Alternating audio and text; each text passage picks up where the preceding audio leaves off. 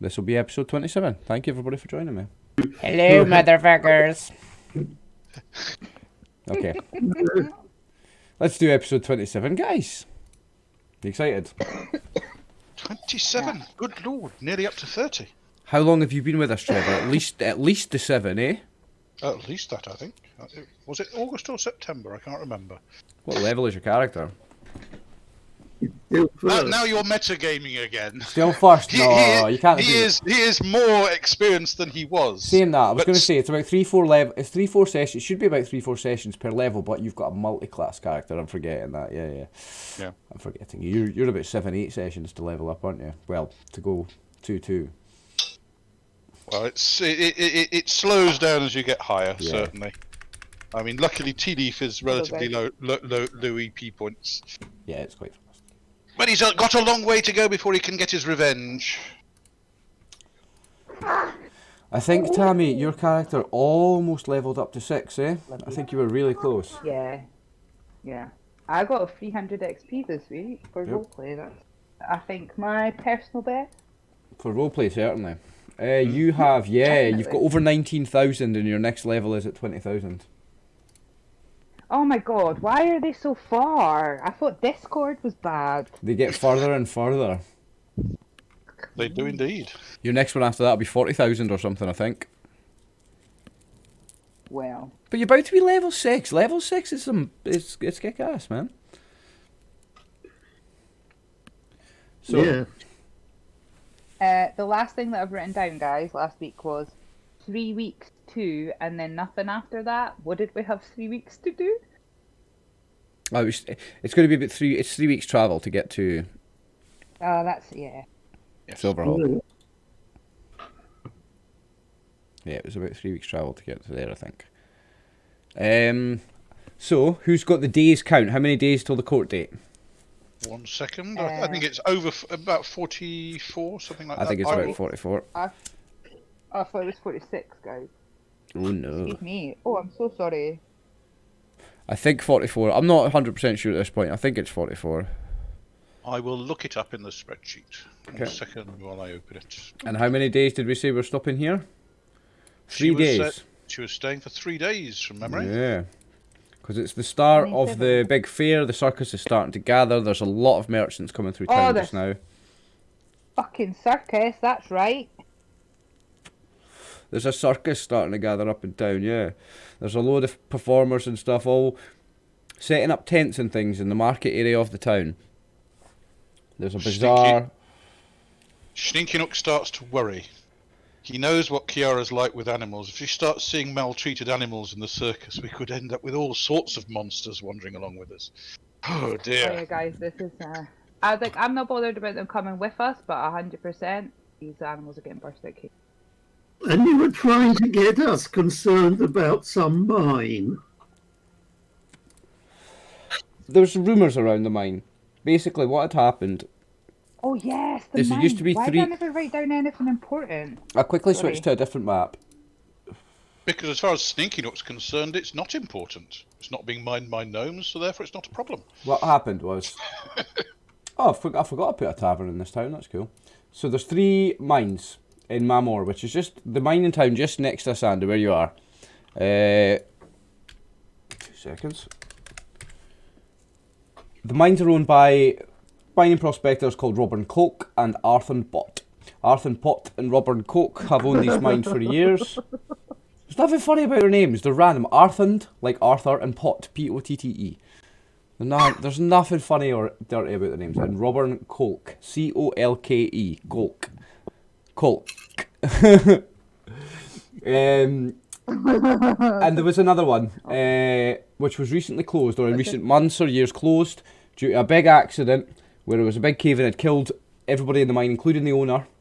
And what had happened was, the rumour is that somebody's bought the mine, and there's ore coming out of it, but there's not been any new jobs, and there's not been anybody seen going in or out of the mine. Only the one guy that's bought the place, and him selling the ore. He's coming through town, taking it into Asanda to sell, but no one's seen anybody getting any jobs in this mine. And there's a lot of grumbling around it in the town, because there's a lot of miners here. They're big, busy mines.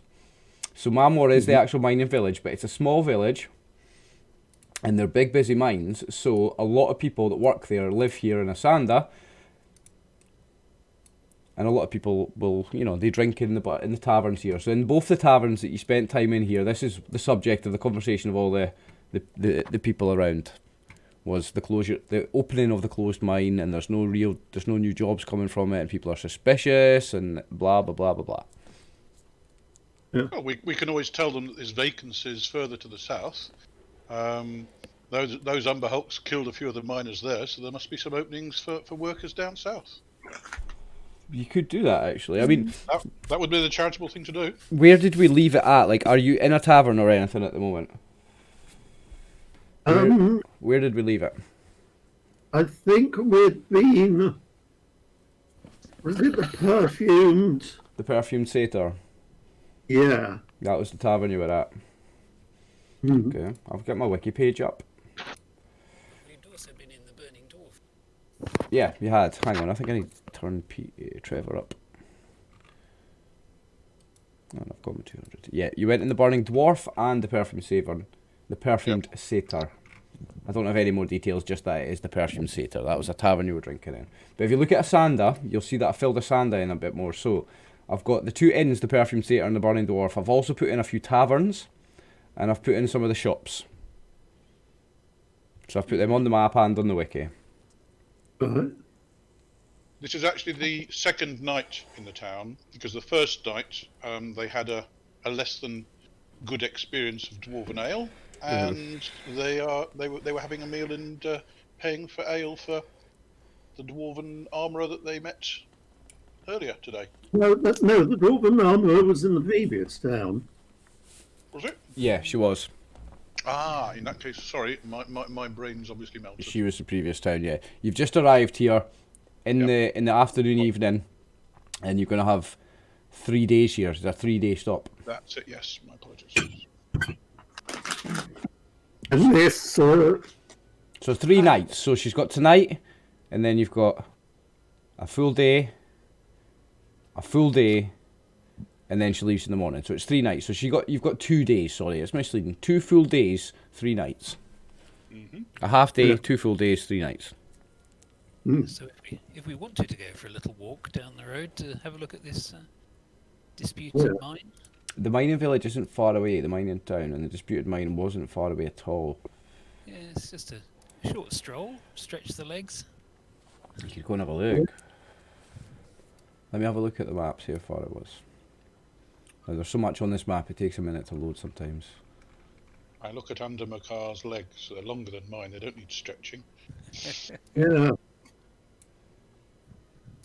What in health thinks is the short stroll. Oh no, it's not far at all. Be a warrior and doesn't wear proper warrior armour. Speed, not Yeah, it's only about 5 kilometres. This is a nice little stroll for the morning. I think at our pace, it's 2 or 3 hours. My goodness. No, 5 kilometres, not at all. I could roll you there faster than that. Yeah. I'll casually, me with my short legs, I'll casually walk faster than that. It's not going to be far at all to get to there. Not going to be long at all to get to there. If you wanted to. It's just a mining village. Yeah, but What are we going there for though? Just for something to do. She's got a couple of days to spare, just I think. You just wanted to see what the fuss was about. it depends. I mean, obviously, I'm meant to be looking after Eleonora, so.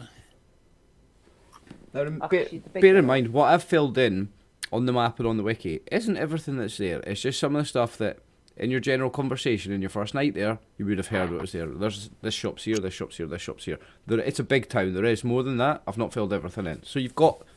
Where's the fun places? Like the clubs that don't check your the clubs that don't check your shoes and stuff. Where are they places? Well, there is a list of taverns there. So you've got the Perfumed Satyr and the Burning Dwarf, which are the the inns that you've been in, but you've also got a couple of taverns called Glim's, the Hallowed Giant, and the Badger's Arse. Have you not got the wiki page up, Tammy? Yeah, I'm just looking. I barely got roll 20 working. Oh. Just trying to roll up until I find the wiki. I've not added it on Me too, yeah. I didn't add the Badger's Arse on the map, so I will do that next. Skullbuster. Oh, you're looking at the menu. Okay, so if you look at the Badger's Arse, you'll notice there is a wee menu there. Goblin Grog, 1 copper piece. Skullbuster Triple X Dwarven Ale, 3 copper pieces. And House Wine per bottle, 4 copper pieces. Nice. Yes. Or subterranean, there's a chance that wine might be worth looking at. Yeah. Stinking up supports Darrow in looking at the Badger's Arse. It's worth trying. Nice, okay. So yeah, I wanted to put a rough pub in. So you'll notice it's outside the wall of the town, so it's in the wee gateway area. Nice. It'd be a rough pub. I love a rough pub. I love a rough pub. I'm not welcome in other kinds of pubs. I'll make sure my weapons are loose in their sheath. It's a kind of place where they check at the door to make sure you've got weapons. Yeah. I might have to intervene to save Kiara. It's the kind of place where you go to check you for weapons, and if you don't have one, they give you one. People might need to intervene to save other people. Yeah, you get patted down, you don't have any weapons, they hand you a dagger. It's that kind of place. You wipe your feet on the way out. Yeah. No, I think you wipe your feet on the corpse on the way out. It's owned by a dwarf, so... It's owned by a dwarf, yes. I put it on that information because you would hear about it. It's a known little pub. A rough pub owned by a dwarf who's a very rough guy. In fact, I think I put a description of him in there. If you click on him... Yeah, so this dwarf's got no hair and very little beard. What he once had was burned off and scars take their place. He's got one eye and wears a patch and doesn't appear to have much left of his ears. Well... Connected to the burning dwarf, then? Well, he's a burned dwarf, so maybe there is some connection.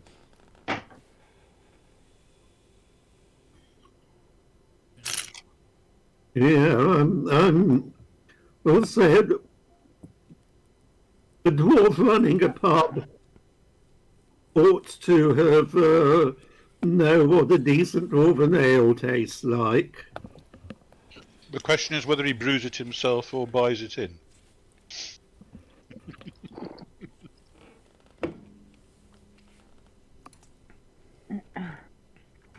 If it's a little cheap place, I would imagine he brews it himself, because that would be cheaper, and he can... And if he's had his beard burnt off, he might have burnt off his taste buds as well.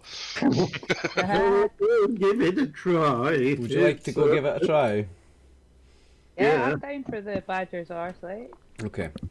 So it's morning time, so are you going to have breakfast before you go there, or are you going to have breakfast there? Eating's cheating, guys, let's go. Or are you just going to spend the day drunk because you don't have to go anywhere for the whole day? Of course. Okay. What else are we going to do? Well, I don't know about you, Kiara. I'm going to go to the guard's place and see if I can find somebody to train me to use this rapier properly. Okay. And I think, who was it? Was it you, Kiara, was going to go... You were thinking about talking to the tumblers at the circus because you were wanting to learn I was tumbling as your but next then I non-weapon did proficiency. also She's got sidetracked. to tumble the lions out their cages. She did get sidetracked by drinking, yeah. Yes, no. Yeah. And McCall will go and try and find some tumblers in the morning. You want to do that first before you go drinking? R&R's important, guys. Why don't we go to the Badger's Arse tonight? And today we can go and do what we want to do around town. Then tonight we can go to the Badger's Arse, tell each other how we've done, and sample their house wine. Mm. So, quick question out of play. if I took tumbling as like a non-weapon proficiency, Yeah. and Trevor and I go and practice tumbling with these people, does that improve it, or is it like just as good as it's going to get because I've got it? The thing is, you take your non-weapon proficiencies at certain levels, you get a new one. It's up to how much you want to make it a mechanic of the game that you have to train it. It's up to the DM. Okay. I assume that for the levels leading up to it, you are learning it, and then when you hit that level and unlock it, that you learned it. But you've been saving that non-weapon proficiency, so you kind of need to role play it a little bit, and yeah, like going to see the guys and learning tumbling and doing some actual official practice with Andamakar and with whoever else, then that'd be a nice way to put, like, you know, some actual flavour into you deciding, yeah, that's a non-weapon proficiency I'm taking with that empty slot. Okay. Does that count for all your non-weapon? It depends what you're taking, I guess. But the way I see it as a DM is when you get a new non-weapon proficiency, so say you hit level 6 and you've got a new slot opens and you're like, right, I'm taking swimming. I don't say, right, you're going to have to go and train with someone and learn swimming now. Whereas a lot of DMs would, I'll assume, let's assume you've been training swimming, you've been doing that, and when you hit that proficient, that's when you've learned it. Because you know me, I make things simpler, I'm a simplifying DM. Okay.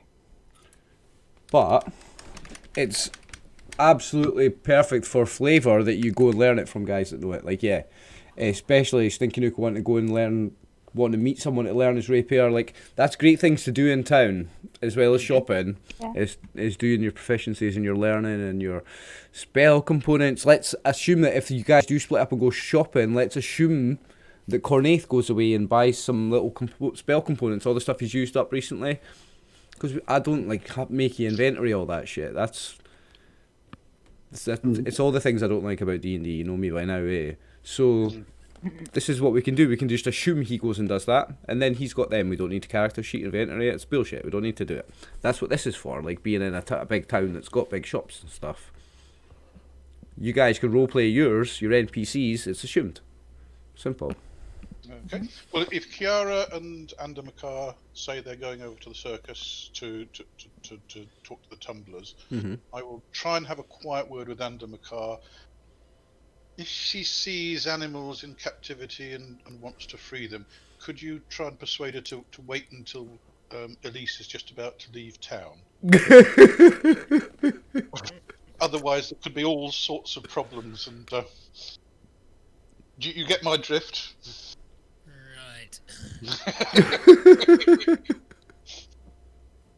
I have noticed that Milady tends to charge in without thinking. Yeah, welcome to the reasoned argument might restrain her a little bit. Welcome to the group, Andamakar. Today you're babysitting Kiara.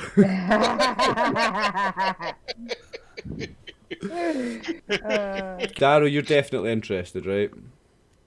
I'm interested, but I can't afford it, and therefore I'm recommending it to people who can. I can afford it, but I don't know if I really want it. Why don't you buy it for Darrow? I can buy it for Taro, but I don't want Taro getting ideas. I'm not an honest dwarven woman.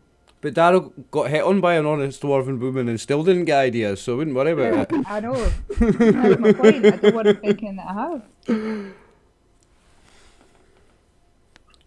Anyway, it's there if anybody wants it. Yeah, Ring of Warmth, 1,000 gold pieces. That's a brilliant magic item.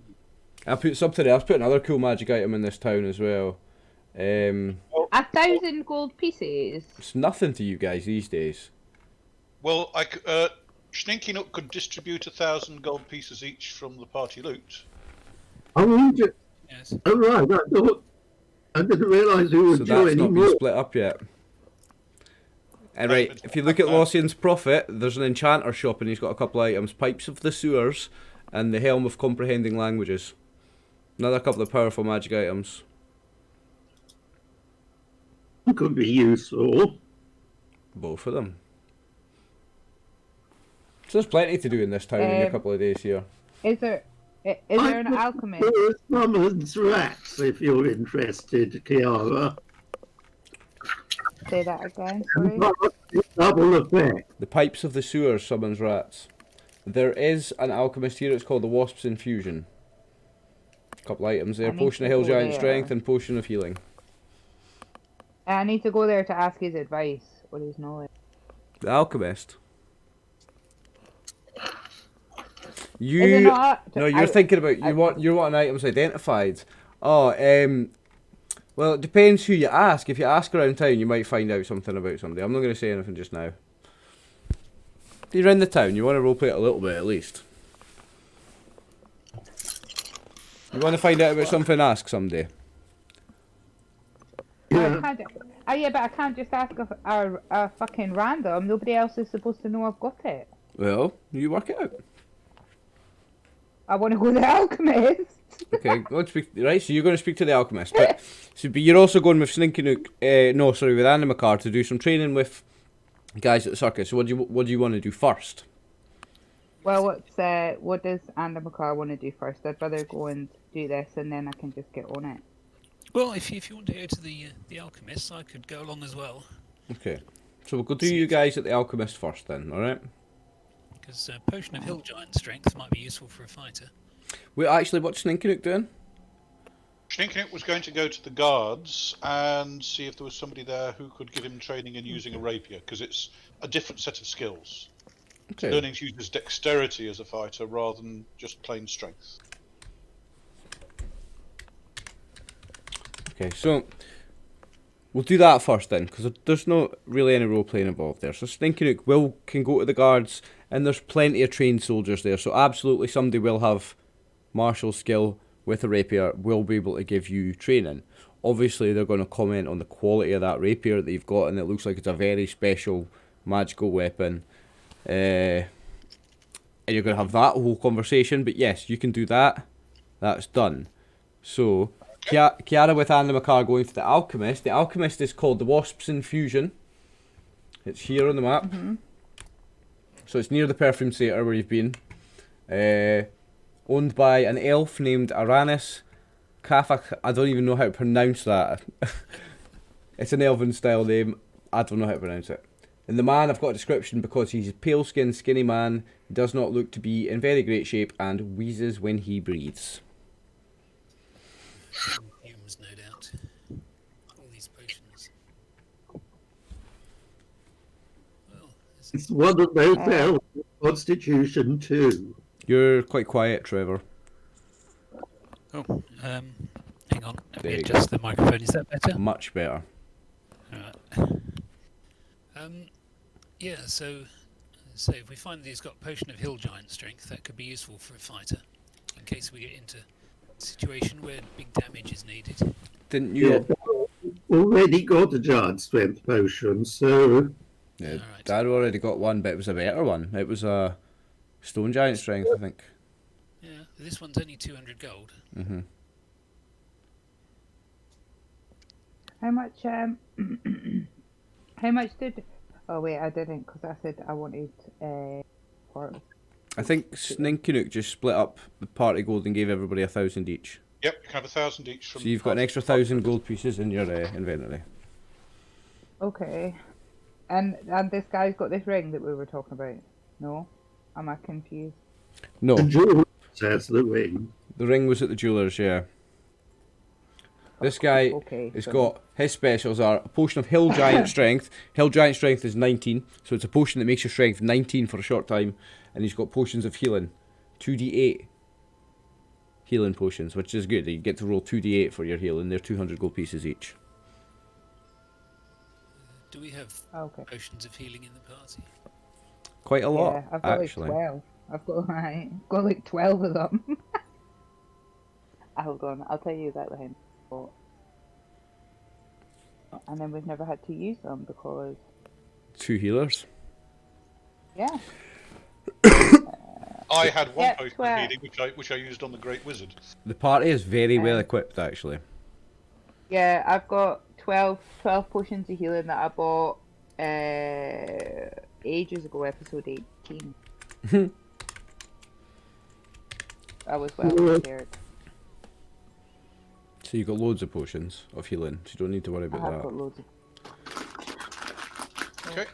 A potion of But hill. with- I'm willing to spend 200 gold of my own money on a potion of hill giant strength. Go for it. He's got the one available. Alright. I don't mind. You can have that. He wheezes as he says thank you when you make the sale. He's very skinny, very emaciated looking elf. Doesn't look healthy at all. You assume, yeah, probably because of fumes with being an alchemist, something like that. And how many Maybe potions try of some of healing these has he got? 1d4. Okay. So if you'd like to roll it, Okay. 1d4 healing potions. he's got Brilliant. 3 available. I shall buy 3 healing potions. Cool. I may need them for the Great Wizard again. Those are good ones, like 2d8 They for are 200 indeed. gold. Very good ones. Yes. Well, when the Great Wizard needs it, he needs it. So, I think, Kiara, you wanted to talk to Aranis about something. I did, but Adam here and kind of. Well, stand outside if you. But aren't you supposed to be her And escort? because Well, I can stand outside the alchemist shop if she has personal business to discuss with him. no, I think that would be too suspicious. I don't want to make it seem like I'm hiding something, which I am, but you guys don't know that. I would probably just have like a little look around at his shop and stuff, but there's not really anything there that interests me. Okay. I'm getting very close to wanting to put this fucking ring on, though, guys. And Darrow, To you. remind me what Darrow was doing? He was looking at the shops and he reports back that there's some interesting items. Okay. So you're not actually wanting to buy anything particular, but you were very interested in seeing what they're all was. That's cool. I may want to buy anything, but I want to make sure other people have had the chance first. Okay. So we'll come back to you then. So, Snakenook has been training with the rapier. Adamankar and Kiara, Yeah, are we going tumbling? do you want to go to the circus area to meet with with some acrobats or some tumblers, someone that could you figure that's the place to go to learn something like tumbling. Yeah, could always learn some new techniques. See Okay. other people doing it well. It's a pleasure. Alright, I'll change the map then. Is there anyone else here? The bear's not here, is he? Where's the bear? Far away for this shit. He's still in the stables. Okay. He can be resting. Okay, did anyone else come with you guys? It doesn't sound that interesting to Darrow. Dwarves don't really do something. Okay. The circus is... It's a circus and fair, so there's a big circus top here. There's a couple of different tents with different things going on. And you see a few people milling around. It's not busy yet. People are just setting things up. You see the smaller the tents are still getting set up. There's market stalls here over where it says 7 on the map. Here people are setting up like soapboxes and stuff to stand on, to juggle and all sorts of things. There's this will be just like an area of performers just walking around. You see a couple of them warming up. If you look over here, you do see earlier before you met the 3 halflings you met that were heading to join the circus. You see them practicing. I can't remember their names right now. I've got them written down here somewhere. It was stupid ones. Crash. Oh, is it? Odo, Hobo, and Bobo. The halfling wannabe clowns. They are here. There was a couple of King's Guard walking around, just making sure everybody's on the kosher, everybody's behaving, everybody's being good. There's not really much of a crowd. I've put a few random people in, but just to represent that there's only a few people. You've got the tokens, if I come in close, so there's a guy with a bird here, so he's setting up to do some sort of, bird show, a show with the bird, like falconry, all that kind of stuff. There's a guy here who looks like he's got bottles, like an alchemist, like he's going to do something with, like a smoke show, something like that. And I've put a juggler there, just a couple of those, that's to signify the kind of acts that are going to be here on the outside of the circus. That's just a couple of random like spectators. I have put up, I've got somewhere, it says what everything is going to be, but the circus is only getting set up. It's not like in full swing yet, but I have got the circus in my notes here. So, number 1 is main area. Here, many independent entertainers and peddlers perform their acts and sell their wares. 2, the big top, the main tent. Here, the main acts perform a choreographed main event for a ticketed crowd. 3, the fountain of youth. Here, you can take back a year with one wash of your face. So that's that on the map. 3, you see a fountain. 4, the arena. Boxing, wrestling, even jousting, the ultimate combat sports extravaganza. That's up here on the map. 5, wondrous beasts of the world. Exotic animals to amaze and awe, and that's what these tents are up here, the top of the map. The slaughterhouse. No lances or blunted swords here, it's gladiatorial combat to the death. So that's what that is. And the bizarre bazaar, everything under the sun and everywhere else. That's the circus being set up at the moment. So these stalls are selling stuff like exotic rugs and silks and spices and things from all over. It's a travelling market fair. So, like I said, the Hodo, Obo and Bobo, I think their names, I don't even remember. They are over here practicing. These are the guys that I met at the start who didn't. I rolled a fucking terrible, and they didn't like me. Is it not? You met them travelling on the road with Garrick, remember? Yeah, and they didn't like me. I'm pretty sure that No, you played your loot very badly. Ah, so it was. Wasn't it? Yeah, and it's Garrick was the one who you may have clashed with, not the halflings. He was a bit condescending to her. He was the other bard, Garrick. He sang you a poem that he had wrote, or a song that he had wrote, and then he wasn't impressed when Kiara did some playing of her lute because she rolled really badly on her proficiency check and played her lute out of tune.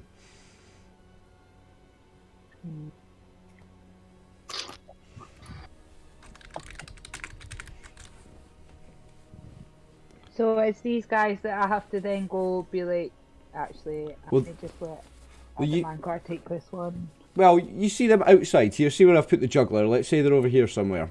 And these are the 3 halflings that you spoke to that wanted to go and learn to be tumblers and clowns in the circus. That's not to say there's more people that are acrobats in the main, in the main big top of the circus.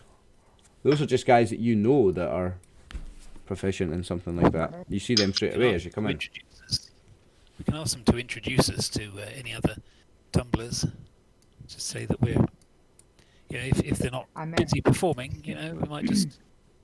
I maybe think that you should take this one. I don't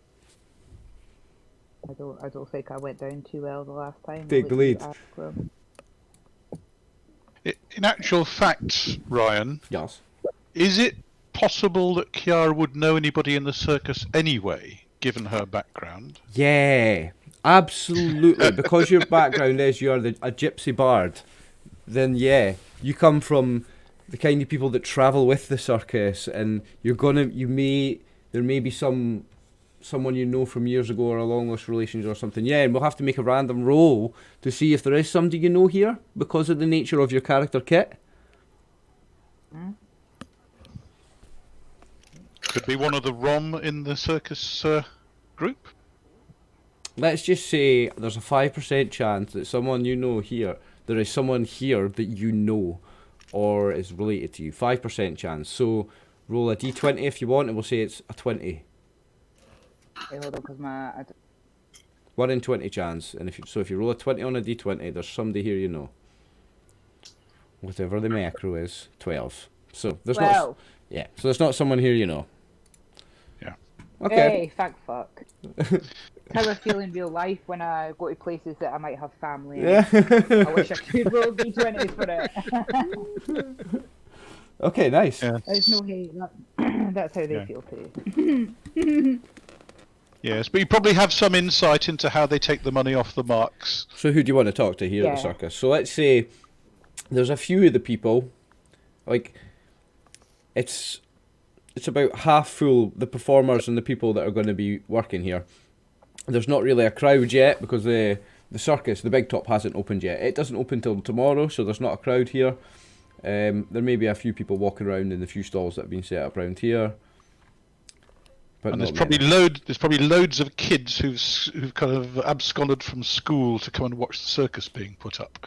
Oh, definitely. Yeah.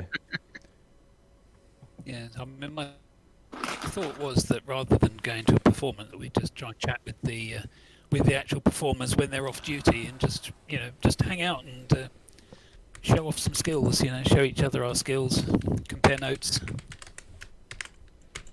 They may not have seen some of the elvish things that I can do. The techniques, tumbles and flips, and well, the Blade Singer class that's a purely elven thing, isn't it? It's yes. unique to the elves. The way that the Blade Singer, the only specific fighter mage like kit, I think, in the edition, isn't it? Something like that, or the only elven one. There's War Wizard as well. War Wizard, yeah, that's right. One of two, isn't it? But it's so cool. The way your armor class improves with the level, because your armor class is actually your ability to dodge and dance. Mm-hmm. The Blade Singer, disregarding the spells, it reminds me of the fighting style of like a fencing style with lots of dancing and moving. Like what's his name that teaches Arya a sword fight in Game of Thrones? Furio, I think his name is, or something like that. I can't remember. The guy in Game of Thrones, his fighting style, it's really cool. Yeah, yes, I've forgotten his name, but teaches Arya. Yes, I know who you mean. Yeah, something like that plus magic with the other hand. Mm-hmm. Amazing. So who do you want to talk to? You want to talk to those three halflings that Kiara met earlier? Talk to them first, yeah, because they'll know who's around, won't they? They can introduce us. Yeah. Okay. So, Sirio, that's the guy's name. Someone on Twitch said it. Sirio, that's it. So yeah, Hodo, Obo, and Bobo. You see them, and they're not actually practicing tumbling at the moment. What they're doing is they're painting each other's faces. Because maybe like they've been accepted into the circus, and they're going to be clowns performing in the circus. So they'll say, tomorrow is the first day of the main performance.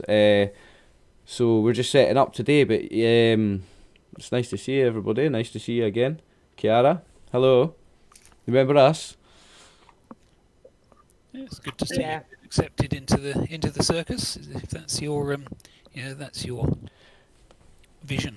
Well, we had all been practicing since 6 months ago, since we last saw the fair. We all wanted to do it and been practicing for 6 months, and we came and we tried our luck, and they've let us in. We're so happy. Are you coming to the show? Are you going to come and see the first day of the show tomorrow? Well, depends whether we may be busy, but we'll see. Oh, well, I really hope you do. We're so excited. We're so proud to be able to perform for the people of this good town. Yeah, I was just wondering whether you met any other tumblers here. Yeah, the senior acrobats from the main show. So we're going to be clowns, basically. We're going to be clowns, and they let us perform out here. So we're going to be performing out here all day, and then for 5 minutes in the main show, we get to do a little part. So then after that, we just come back out here, and we work all day. The main acrobats, they get to just do their shows. So they do their show in the morning, their matinee show, and their evening show, and that's it. They just work 3 times for their 45 minutes or whatever. We are working all day out here, all day, every day, and we have to go in and do our 5 minutes per show in the main. But it's the circus. We wanted to be here. We're here. We did it. We made it. It's a start. They're kind of stuck up. They're a little bit snobby, the guys in the main show. Yeah, I mean, you could talk to them if you want, but I don't know if they're even around. They're, everyone's staying in inns and stuff in the town these days. I mean, the circus does well. We're not all living in we're not all traveling and living in wagons and stuff. They stay in the nicer places in town. We're not, obviously. We're just camped here. Yeah, so benefits of being established, I suppose. The circus is going to be huge. It's going to be very busy. We're really proud to be a part of it. If you guys are setting up to start now, then surely they're around. Well, they might be around somewhere if you want to go see. I mean, you see behind the big top, the animals behind there. You know, you may see some of the guys setting up still because the animals is all getting set up today. Mhm. But I've yeah, seen them. Yeah, let's go look round there. you want to go this I'm side? just gonna Are you sure you really go, want to see the let's go animals? round the back. Yeah. Let's go up to the section 5 part up here. Okay. Right, throw the tokens up. Interesting. I can't. My roll 20's fucked. All right. Okay. Just to see if there's any tumblers after that. All right. Okay. No. So you see labourers and workers, guys setting up tents and stuff. The performers are not here. The performers are all in town. What are the It's what the are first day animals doing? tomorrow. You don't see any animals.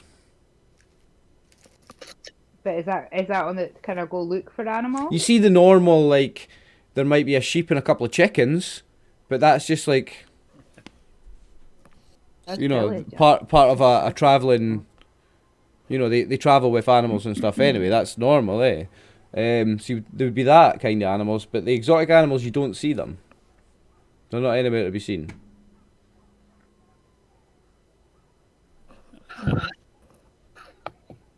Might see a hippogriff. Make, do a perception check, actually. Are you talking to me? Both of you. You can't roll, can you? Right, I'll roll for you. What do I need to roll? Oh, Tammy rolled a 1. Shit. Which is a 20 in this case. You want to roll under the average of your intelligence and wisdom. Ooh.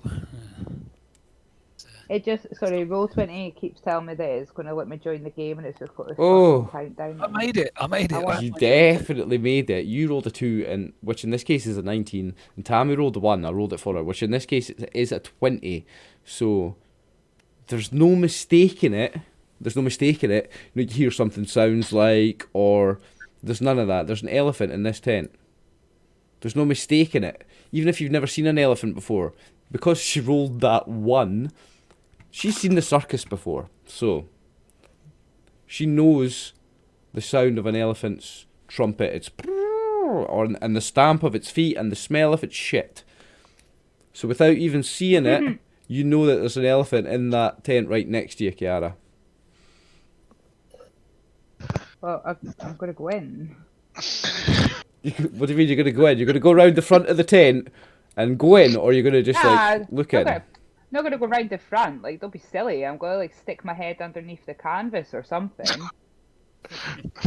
Under the car. Stroll in the front door. I would be like, ooh, I was like, there's definitely an elephant in there. It's been ages since I've seen animals at the circus. Just let me have a quick look, and I would just. I've heard of elephants. stick I've my- never seen one. Okay, so come see it. Come have a Right. look. so you look under and you see an elephant. If you lift your head, if you Yeah. lift it up and you have a wee look under, yeah, you definitely see an elephant. Enormous. How's the elephant tied down though? How's it kept in place? Its feet are chained. All 4 of its feet are chained with big metal shackles, and then there's a shackle, and then a chain, and then a big stake hammered into the ground on each one of its legs.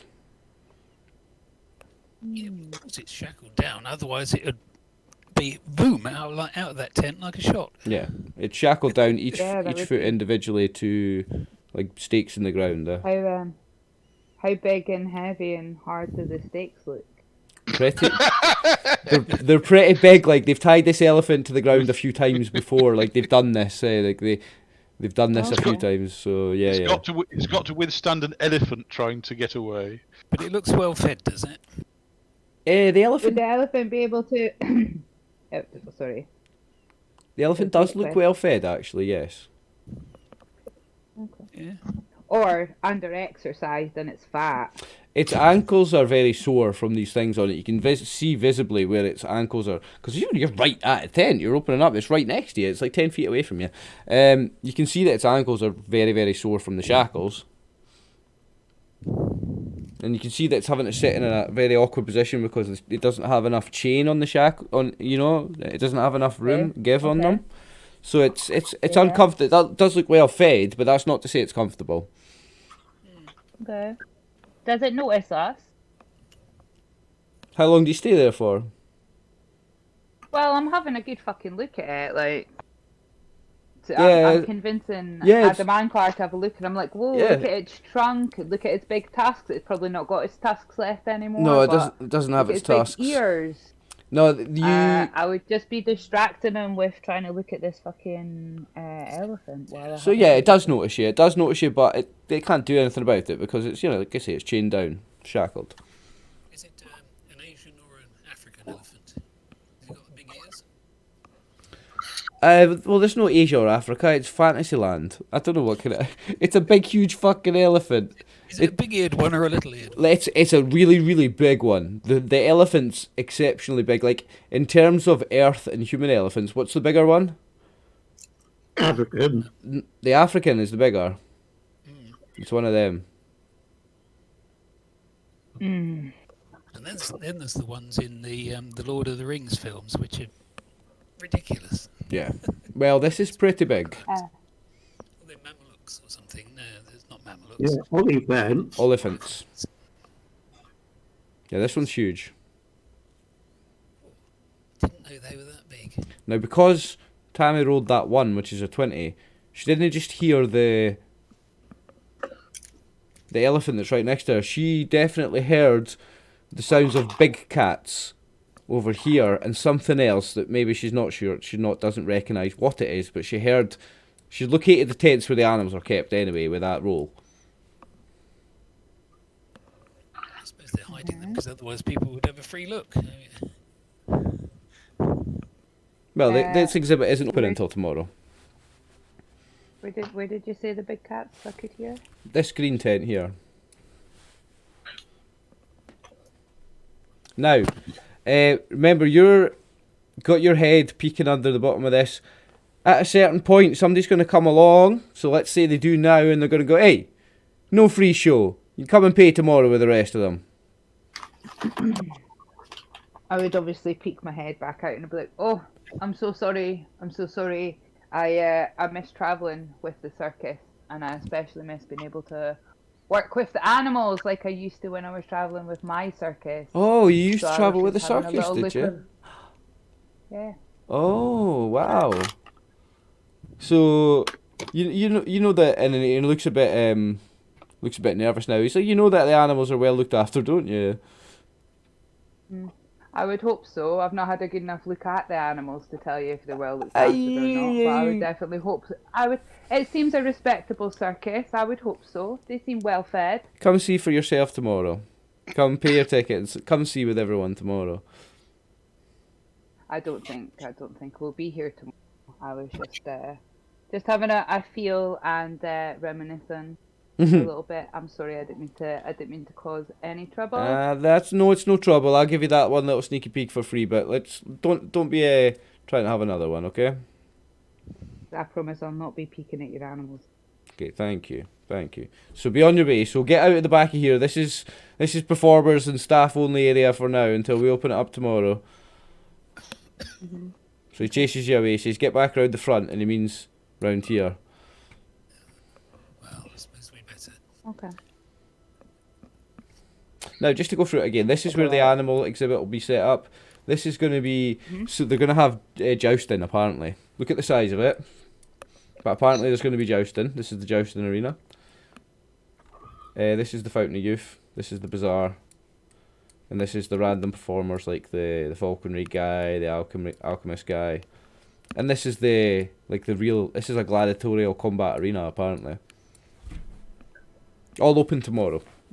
Right now it's just, there's a few of the market sellers here setting up their stalls, the performers practicing, setting up, etc, etc.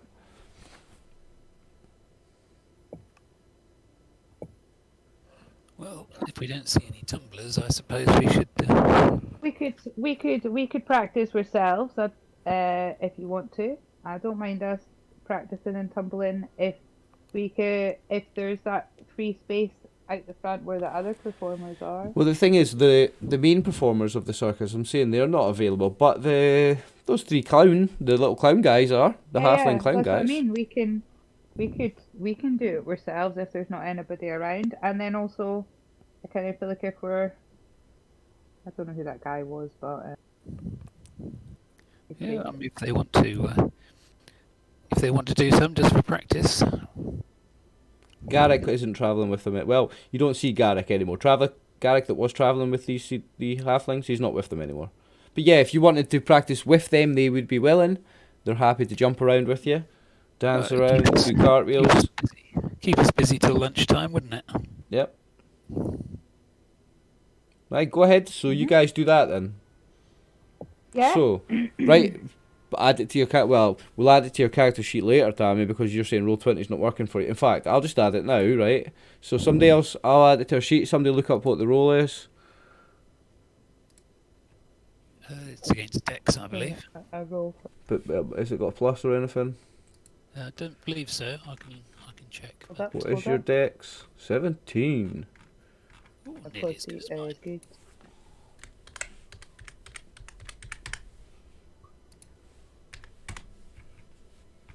I might be back in business. So is there a penalty or anything on that? Or is it just 17? Nah. Nice. I think it's just I don't think there's no plus or minus. There you go. So you now have the tumbling non-weapon proficiency, Tammy. Because you've been practicing it, then you just done all that. So now you have it. Oh, you're getting nearly as good at it as me. Nearly. Well, I've been doing it for decades, of course. Yeah, he's well practiced. Since I was a boy. Decades ago.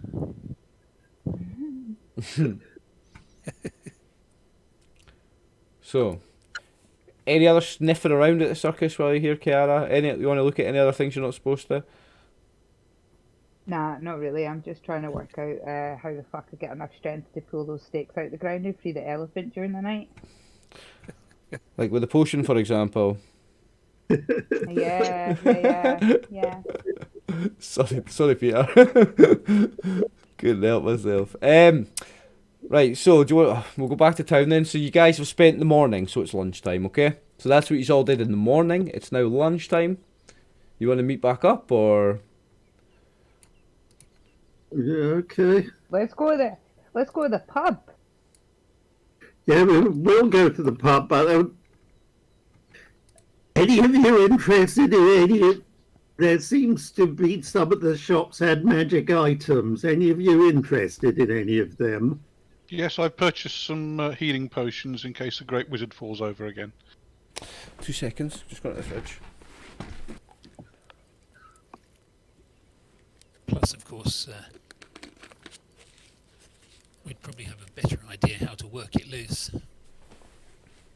Well, you had a good look at them. You had enough time to see that it had a locking mechanism that looked to be opened by a key about the size of a normal door key. 4 shackles, so picture a shackle that clips together with a little flap thing sticking out at a 90 degree from the shackle. Very standard. And then with like a lock through that. So if Kiara had any skill with picking locks, then... Yeah. I don't think bards don't get a lock picking skill. They get pickpockets. You get pickpockets. You don't get picklocks. What? Hold on, because there was something to do with the locks when we were in those. Where we found Eleonora. Yeah. Oh no, maybe I just looked through it. Yeah, ignore me. I'm getting carried away. Yeah. Don't worry about it. No, the person who had skills with them there. But yeah, I would say there was... None of us were very good with the skills. Mm-hmm. Now, you don't get picklocks. You get 4 of the 8 thief skills as a bard. You get the pickpockets one, but you don't get the picklocks one. Excuse me. In theoretically, just a random question, nothing to do with the game. If Kiara was to try and steal that potion while people were sleeping, would I have to roll for it? If you were stealing something from a party member, Yeah. oh yeah, there'd be rules involved, no doubt. But that's like, you can't do that. You can. Might be frowned upon stealing from your party members. I can't, yeah. I feel like in general it's frowned upon, really. But in general, it's just well. The thing is, it's one of those. It's only gonna become a problem if you get caught. Yeah. Do you know what I mean? But it's like anything. Murdering somebody's only a problem if you get caught. It doesn't mean it's okay. It's Oh no, I never said. I What- wasn't what asking is- for a moral judgment on it. I was asking the game rules. In game, yeah, I would we would have to go into like a private chat, and I'd be like, right, roll this, roll this, roll this. Yeah, absolutely. you can do it, but there's a danger. Is the game going to continue? The thing is, Peter, I think those potions anyway. I don't think there'd be any point in doing it. Aren't strength potions fighter only? They could well be. I think strength potions are fighter only, so only Sninkinook, Adamankar, or Darrow in this party could use them. Anyway. Yeah, but Kiara doesn't know that. Correct. Yeah. The thing is, if you're ripping off the party in various ways, it can get to the stage and you're found out. Yeah, the main problem with stealing from party members, Tammy, doesn't come from what happens in game. It comes from like how fellow players might start feeling about it if you're like just, do you know what I mean? If your character is stealing from other player characters, it usually turns out bad when people start stealing from each other in party. Yeah. Yeah. On the other hand, I've had a character who I very much enjoyed, who was sneaky and did things behind behind the rest of the party's back, and it was a lot of fun to play, and it was our alignment, and it was our kit, and it was fun. So, on the other hand, I don't know, if you do it well, it could be alright. I never fell out with that party about it, but they never caught me doing anything, to be fair. They never caught me. But yeah, you absolutely can do it, Tammy. Yeah, you can murder the other PCs in the party. You can do anything you want.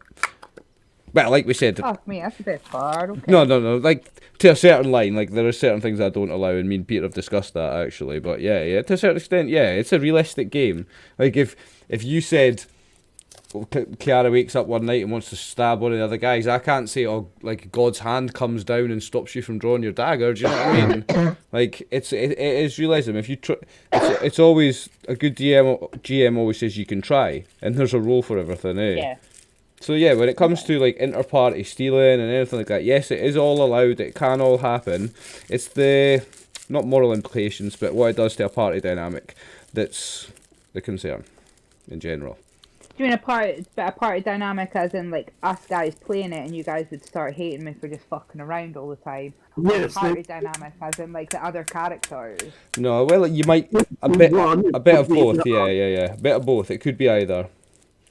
Other players could be Guys, annoyed I'm not with gonna, it. by the way, I'm just No, it's a good I thing think to I have a pissed you discussion off about enough it. as it is. It's a good thing to have a discussion about it, because then we understand what kind of boundaries we have as players and what would annoy us and what wouldn't annoy us. It's a good conversation to have.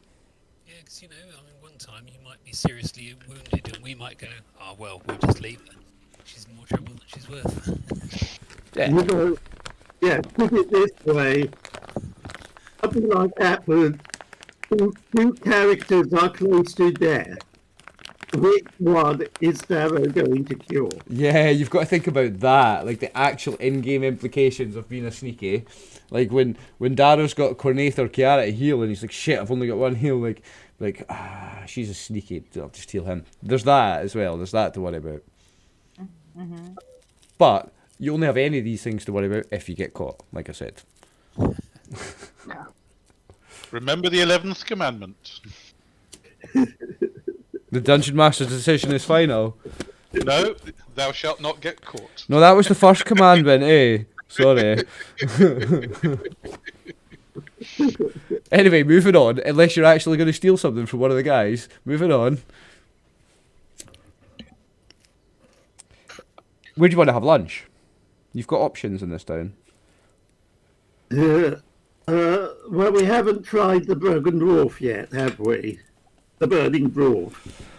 No, I think you did for beer, didn't you? I No. wasn't sure that we went to both of them. No, I don't think you did go to both, actually. Okay, so let's go to the Burning Dwarf. It's conveniently close to the market. Yep, so it's an inn and tavern. Owner is a Mark Westbrook. He's a human male. I've got no more description than that for him. I don't have any menu for the Burning Dwarf, which means for drinks we're gonna do it random rolls again for like how good they are. Yeah, okay. And they've got a very standard menu. Meals like fish, meat and potatoes, meat and vegetables, all soups, breads. It's very standard, basic food. But yeah, so for drinks they've got the same as we've had everywhere else before. They'll have wine, they'll have an elven wine because it's a big town. They'll have ale, they'll have dwarven ale, they'll have mead, they'll have a few spirits like whiskey and things as well, I guess. And do they have any mushroom wine? He says, hopefully. What was the chance in the last town? 10%. I think it was about. It was 5 in the first one, and it was no. If this is a mining town, though, then surely people are underground. This is Although, a is that big the kind of town. mushrooms that he's on about? This is a big town where the little town next to it is a mining town. This is like a big central town. okay. The mining town's like a, you know, picture this is Edinburgh, whereas Dalkeith's the mining town kind of thing. Do you know what I mean? Mm-hmm. That sort of situation. Except it's not that big. There's probably somebody in town who's got some mushroom wine, but it's probably not for sale. What was the percentage you gave in the last town? I think it was about 5% for the first one. And then 10 for the second, or was that the last one? 5%. That was the last one, 5%. Okay, make it a 10% chance in this place then. Okay. Let's roll percentile. Roll her up. Rattle them bones. No. Nope. Not today. No. So you'll have an elven wine, an ale, a dwarven ale.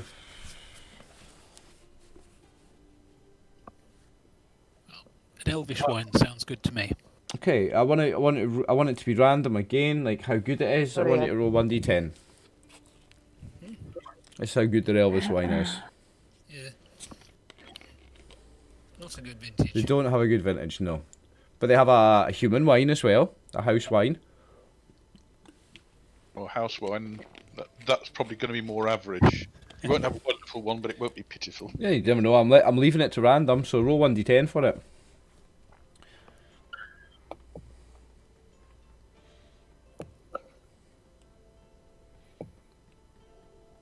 If anyone's drinking it, that is. Oh, sorry. Have we all to do it? No. What do you want to try drinking? What do you want to drink? Oh, I had already written down house wine. That was like four. No, that was a different place. That was the Badger's Arse you were talking about. That's where you're going later. This is just where you're having lunch. Yeah, I'll try some of the house wine. So you'll try the house wine, okay? Give me a 1d10. Give me a 1d10 for how good it is. Oh, there you go. The house wine's a 7 out of 10.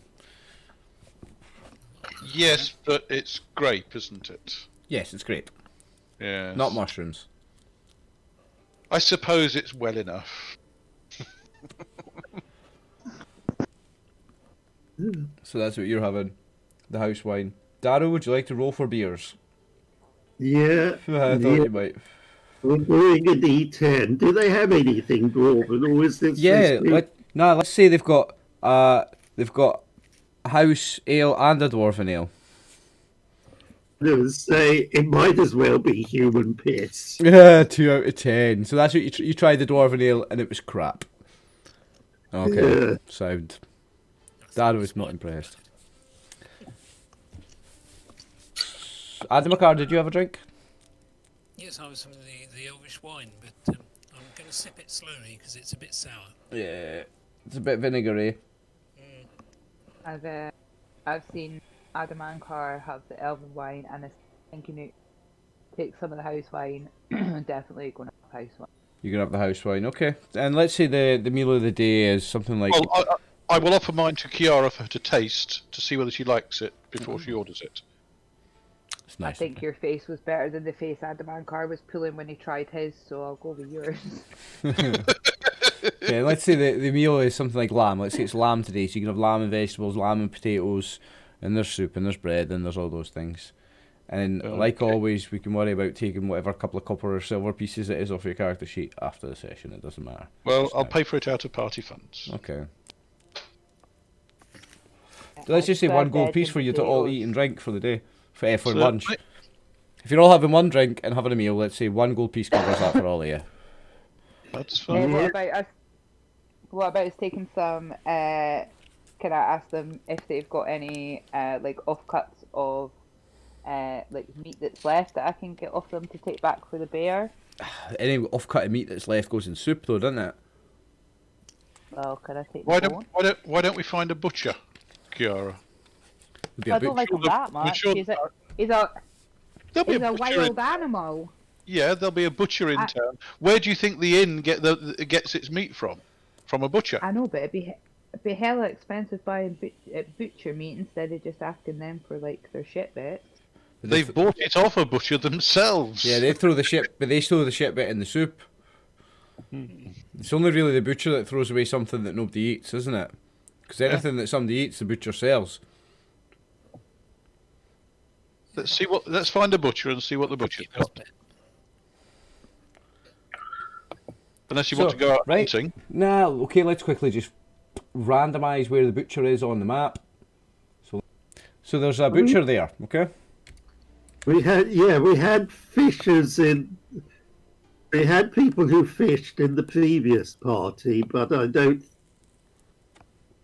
The two I know who fished, I think, left. But no. A bear doesn't need a roll though. A bear's a bear's got. Yeah, that's what I meant. Like, I'll take him to the river to catch fish, not take him to go fishing. Sorry. Yeah, you're gonna take him and let him fish. You mean? Yeah. Take him to catch fish. I'll be 2 seconds. Okay. Anyway, I've plunked a butcher down in the town. If you actually visit it, I'll generate a name for the character. We have a wiki for everything now, so everything can get stored. It's good. Like, don't have to even write anything down. So she's maybe gonna go to the butcher, so you can get some meat for the bear, or she's gonna take him fishing. Anybody else in this part of the day? If no one, I mean, Dara will have been round the report, the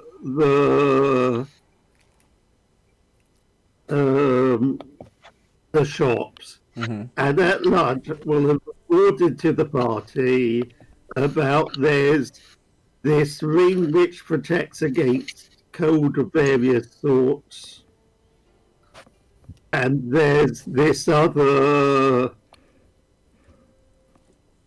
And there's, what were the other two things? There was a helm of comprehending languages. Yeah. The pipes of the sewer. And pipes which call rats.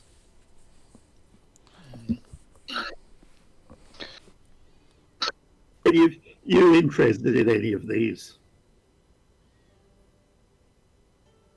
I can't believe no one's interested in the ring. Sorry, are you talking to me? To everybody, I think.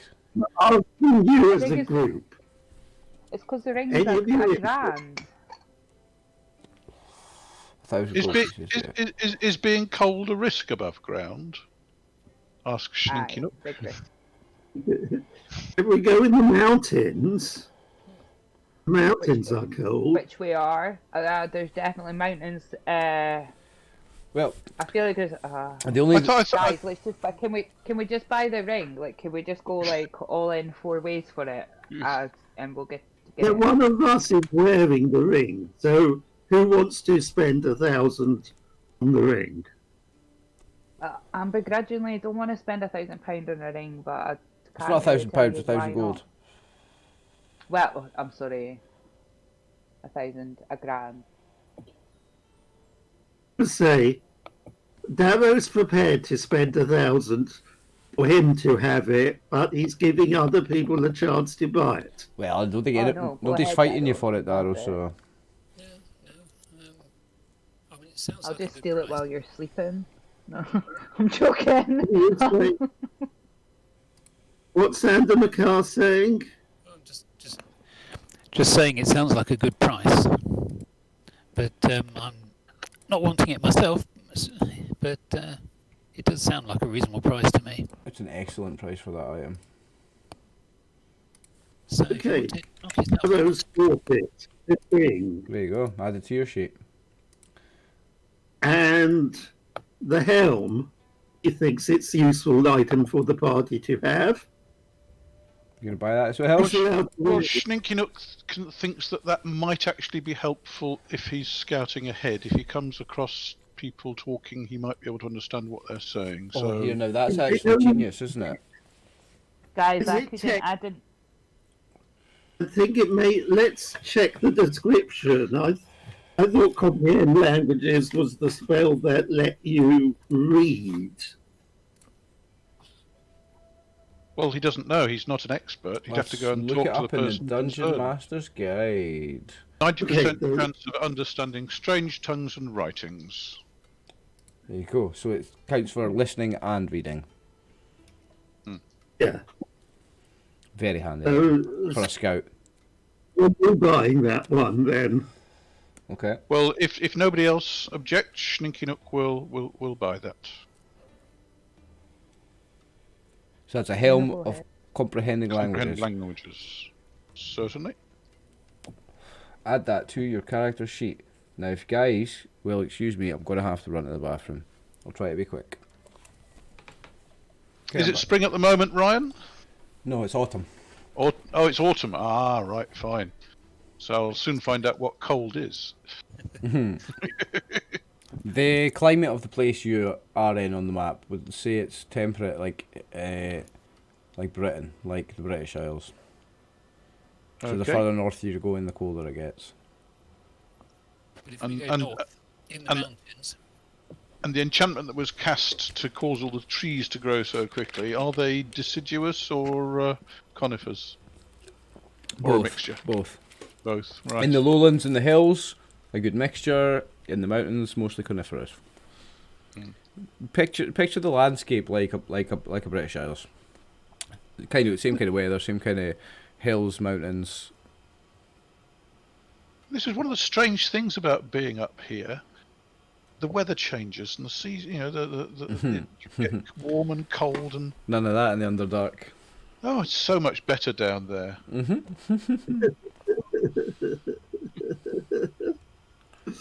you never see any stars down there. Have you not gazed up at the stars and marvelled at their beauty? I'm just worried that the ceiling's so high. Can't even see it. Yeah, quite. It's worrying you, eh? You can't even see the ceiling. I'm not agoraphobic, thank God, but but So when we saw that rock coming down, you know, that really worried me how far it had fallen. So you bought those items then? You bought a helm of comprehending Yes. languages? And a Yep. ring of warmth. Yep. This has been a productive shopping town. Oh, And it's- yes. And it's only lunchtime I- on your first day. You've got another full day here after today. Yeah. Well, it depends whether if the beer's any good. You might waste a day. Like we're going to whether. So where are we going this afternoon, asked Schninkenuk? You've got a whole afternoon and evening to play with. We could stroll up the road to that town. What That's town? A few times Adamankar's mentioned that. Mamor, it's the town next door, the mining town, where they have trouble, where they're all the rumours about this new mine that's the mine that's reopened and no one's getting jobs anywhere. People are Well, just suspicious. tell them about that town to the south. They're looking for miners. Let me remind myself Yeah. of the name of that town. It was... I'm in. If you want to take a wander up to that town, I'll go. Okay. I'm a little bit dubious. I mean, when these, I could take the. I mean, I these, could take the bear. these surface mines seem to attract umberhulks. What's the chance of meeting another Amber Hulk? So Kiara's going. Charlemagne's Yeah, going. I'll go. We're going to take Charlemagne just cause one, I don't trust those circus people, and also he could do with the walk out probably. Okay. They'll be getting restless. Anyone else going? Hello. Yeah. Yes, I'll go along. I'll have a quiet word with Anna Hey. McGar and just make sure that Kiara didn't show any signs of trying to free all the animals in the circus. Is Cornaith going? Apart from the elephant. Yeah. Look. What's an elephant? It's an elephant. Oh, Snakey Nuke. I will take you out. I'll take you and show you what an elephant is tomorrow. Oh, right. You'll love them. Is it bigger than that dog was? Yeah. is Eleonora going? Why not? Does Eleanor want to come? Sweet. Yes. Right, go on. Gang's all here. I assume the cornet Well- will wander along. Will we? How far is it? Is it like actual wandering distance, or will It's like- probably hijack about a car? I know. an hour and a half's walk. Hour and a half's walk. Yeah, not much. It's a nice stroll. What if we? Okay. Yeah. Afternoon stroll. Let our dinner settle, or lunch Fly. settle. Fly in the case of Maverick. So you find small village, mostly houses, one tavern, the Gracious Pegasus, and then half a kilometre up the road there's a few mines. Okay. What's this town called again? Mamor, Mamor. Oh. Yeah. The information that you guys have so far is that the mines are owned by men called Robert and Coke and Arthur and Pot. I've actually got their names on the map layer, so I can pull them up. No, they're on the they're on the GM layer. And it's the third one that people are wondering what's up. Yeah, so I've pulled them from the GM layer to the map layer. So that's the names of the people that own the mines.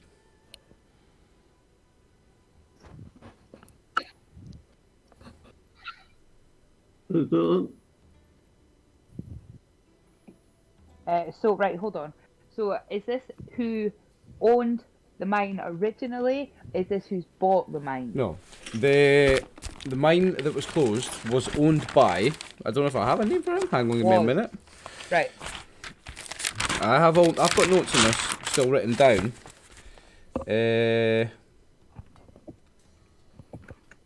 No, I don't have the name of the guy who died, but the mine was So the recently sold. So the people who own the mine now is Coke and Pot.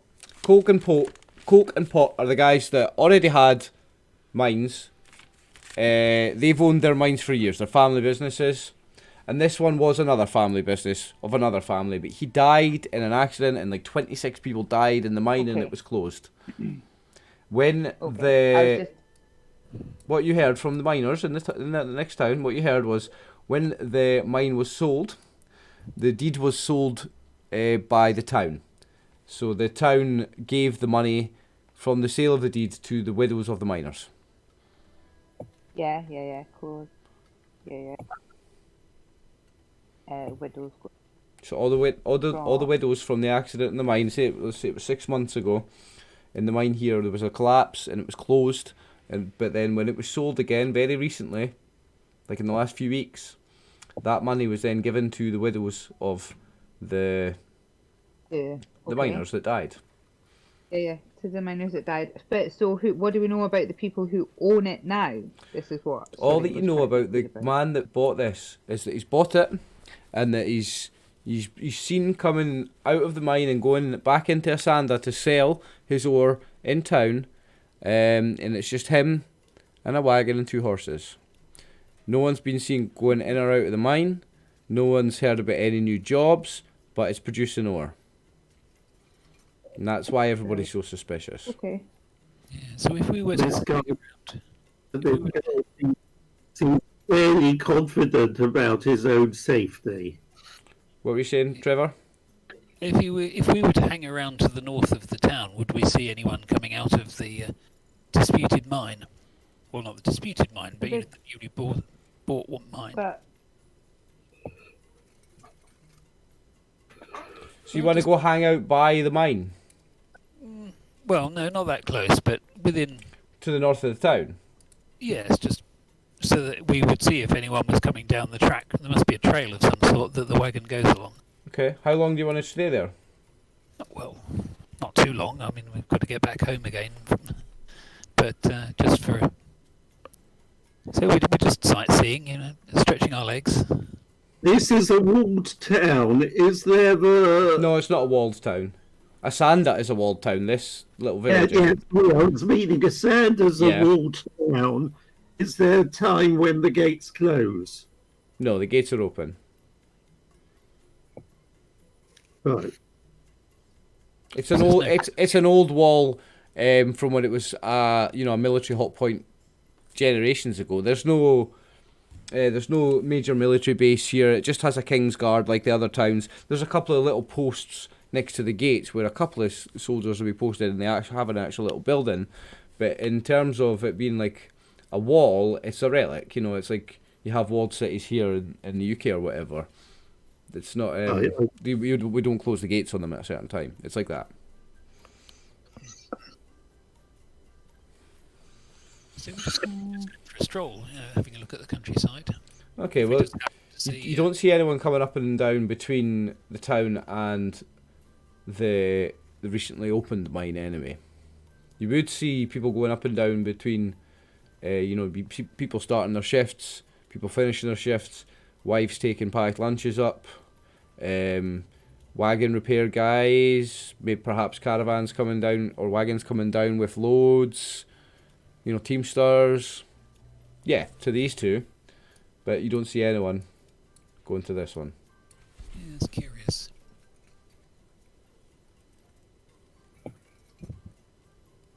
You'd think you'd have to sell a certain amount of ore to make money, wouldn't you? But there's reports of but him yeah, but he is, driving to town anyway. he is selling the ore. Yeah, the man that bought it, same man that's been bought it, he's a mysterious looking guy. No one knows his name, but the man that bought it, well, someone knows his name because it was bought. The mayor will know his name, someone will know his name, but the people, the miners, the common people don't know this man's name, but he's been seen going, taking it down into Asanda every few days, twice a week or whatever, with his big full wagon loads full of ore and selling it. Yeah. So why don't we just chill and try and catch him in a sander and be like, here. Can I have a look what at you the doing? looking at the mine entrance? Mm-hmm. Is it wide enough to drive a wagon inside? That'd be a pretty big mine. If you see close enough to it, you see that it's not. The mine isn't big enough itself. The entrance isn't big enough to drive a wagon into. No, but if you're close enough to see it, you'll also see that there's a bunch of dogs guarding it. Yeah. Dogs. But loading up a wagon. They're not, in fact, guarding it, but a bunch of dogs like wandering around outside it. Anyway, I've got a map for it. I think They are ordinary dogs. They're not. dogs. Yeah, not dire wolves or anything mental. But there are dogs. Yeah, I think I actually put them on the GM there. So they're probably just there to keep people away, I would guess. Yeah. That's my special. I can't even say the word. Yeah, you see a couple of dogs wandering around outside. When did he last take a load to Asanda? You'd have to go and ask somebody now. Hmm. I can't just give you that information as a GM. You need to get that from an Yep. NPC. True. Yep. Yeah. Well, Well, Sneaking would be prepared to hang around on the cliffs overnight and just see what, if anything, came out of the mine to load all this ore onto the wagon. Probably, if it's a full wagon load, it's probably more than one man could do by himself. David, I still see an asterisk on Sneakinuk's hit points. Have we not rolled for your hit points? For your I level haven't. up? No, I haven't. Ooh, do you want to roll your hit Well, points? we didn't get into combat last time, did we? Right, so it's a D10. You're not in combat here now. I just want to know. True, true, what- true. what- I completely forgot about it. What did you level up on fighter side? It was on the fighter side. Yeah, it's just yes. D10 and half it. Okay. Dumpty dumpty dumpty dum. So let's roll a 1d10. Was it worth it? 1 hit point. 1 hit point. Aren't you glad I reminded you? You were so kind. So change the 23 asterisks, which is what caught my eye, to 24. Goes to 24. Yes. Aren't you glad I reminded you? Today you might lose 23 hit points and be glad of that extra one. I might indeed. Yes, Yeah. certainly. That one might be the one day, you never know. It is. Yeah, you see a couple of dogs milling about. Nothing more exciting than that. You don't see anybody coming in or out. Well, I mean, we've got another day in town tomorrow. If you want Sneaky Nook to stay here overnight, he can stay up and watch. Yeah, but what about having a drink down that pub? Darrow's Well, I already know they haven't got any mushroom wine. Darrow's just thinking, oh, we're a man down on the session. Come on, we've got a day off tomorrow. You're flaking out of the session. You get distracted by missions. We've got a day off tomorrow. There's a rough pub. Come on. Yeah. That's exactly what's going on here, isn't it? We're having a night on the... Darrow grabs Sneaky Nook by the scruff of the neck. He's like, "You're fucking coming drinking, sunshine. You're stop getting distracted by these quests and missions. We're going drinking." Yeah, we had the night on the tiles. It's been a while. Now, why on earth would I want to go climbing roofs?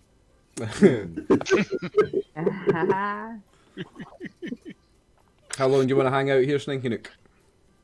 Well, if we're here this afternoon, I'll quite happily settle down for the night. Pull out some jerky and chew it. I'll find a concealed spot among the rocks above the mine entrance so that I can just keep it under observation. Ah, the dogs are not going to let you get that close. Well, I was just They're not about going to to let me ask get. what They're the... not going to let me get that close down at ground level. But if I go climb up the rocks Right. away from the Right, mine, right. Okay. Move your token. 1 second. I kind of want to go see Just trying to find my what the token dogs are actually. like. Your token's on the bottom of the map. Righty-ho. Hang on. It's just moved off the entire page, actually. I clicked wait, on it that and it's helps. moved. There you see, look. Can you move it back on for me? Yes, I yeah. can't seem to grab That's it. Yeah. I can see it. Ah, there it is. Right, fine. Slope there. Okay. Right, tell me where you want them to go. Move them where you want them. Right, so the mine is up there. The mine's To- here. Sorry, hang on a second. Mine entrance is here. Ah, right. Sorry, I thought it was up in that bluff there. Right, so the mine entrance is there. Yes. Okay. Well, I shall attempt to move stealthily, and I shall move to the end here. Okay, roll your move stealthily. You have to roll that right now, mate. Okay. 1 second. I while want to just- know if you succeed or fail. So do I. Well, Do you know what? It's not going to matter. Probably not going to matter. No. Dog sense of smell 60,000 times stronger than humans. Did you know that? Dumpty dumpty dumpty dum. So, come on, roll that. I'm just trying. There we go. Success. So you managed to move silently. Nice. Okay. And Okay. then I shall move along the top of the cliff. Okay. Stop there. Mm-hmm. No, back. Because Back, as soon as you come up, doesn't matter if you move silently, because a dog's sense of smell is 60,000 times better than humans. The guard dogs that were hiding, They're having none of it, mate. You'll need to roll initiative because they attack. Oh dear, oh see, dear. This is why I had said to wait because I wanted to go. I wanted to go check out the dogs first. Now, you guys, because of the way you guys like scout places, you guys are like a round away from here, so you guys will not get into this until the next round. Not even put your tokens onto the map until the next round. Start of the next round, I'll pull you guys to here. So I was thinking, I guess you had better roll initiative. I'm not going to make you roll surprise because you were sneaking. In fact, I am going to make you roll surprise because you didn't know they were there and they have snuck up on you. I want you to roll surprise, Sunshine. Yes, I do. Well, I was sneaking. Do you want them to roll for surprise? Oh, no. They smelled you, mate. They smelled you. Did they? Yeah, they're dogs. So? Which Well, direction is the wind blowing? Oh, its sense of smell is 60,000 times better than a human's. Yeah, but it Yep. still depends on the wind. Yeah, but even if the wind changed for a microsecond, it catches the smell of you. It's that good. Yeah, It's alright, I'm doomed. you might be a little bit. Righty-ho. So, initiative. Or are you wanting me to roll for surprise? Roll for surprise, yeah. I do want you to roll Fair for enough. surprise. Dum-de-dum-de-dum-de-dum. I don't want you to be surprised though. I want you to have good luck here and not die. I'm not a cruel DM. Am I? Hang on a You'll second. see in two rounds time, won't you? I guess.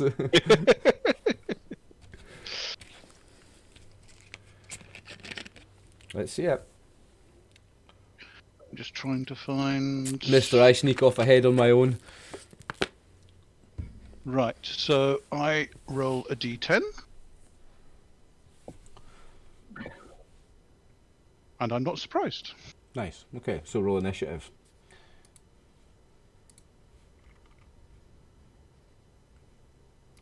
Dum-de-dum-de-dum-de-dum.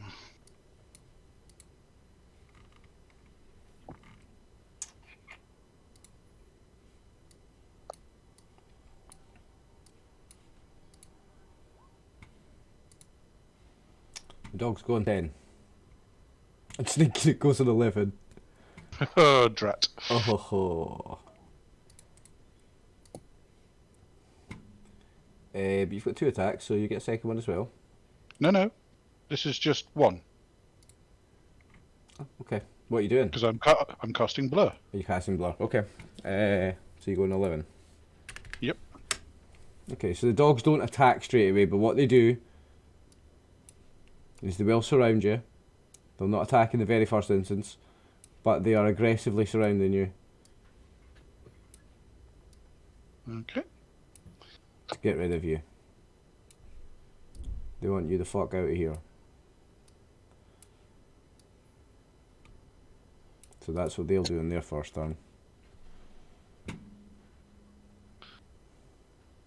Fair enough. I'll let you away with not dying for one turn, for one round. Now it's your turn. What do you want to do? You're casting Blur, right? I'm casting Blur, yes. So, what's the semantics of that? Blur basically means for the first attack, I get +1 armor class from anybody attacking me. Subsequent attacks, +2 on armor class. So every time someone attacks you for the first time, so when this dog attacks you for the first time, when this one does, they all get it the first Yep. time they attack you. Yes. Nice. So basically boost my armor class by 4 for the first attack from anybody, but after that, attacks from that same person are just against +2. Okay. Right, and We'll be going into another round now, so what we'll have to do is get everybody else onto the map and they can roll initiative. But I'm just going to put them on the very edge of the map, so you might be cursing your dwarven legs a wee bit again, Darrow. Been a few times you've done that. Curse these dwarven legs. as a matter of interest, how high is the bluff there? Well, this is what's going to be interesting. Roll. Well, I do know because I walked from there along to the end, so I know how high it is there. Yeah. Roll. So how high? Roll. Roll. Roll. 1d. Nah, right. What do I want? I want. Roll 5d4 plus 4.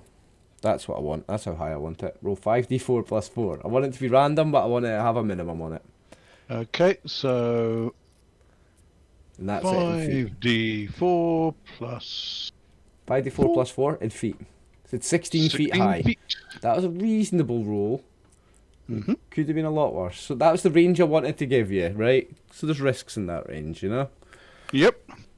Okay. So, I'm still moving tokens. Who have I got to move? I think I've done everybody. We need where?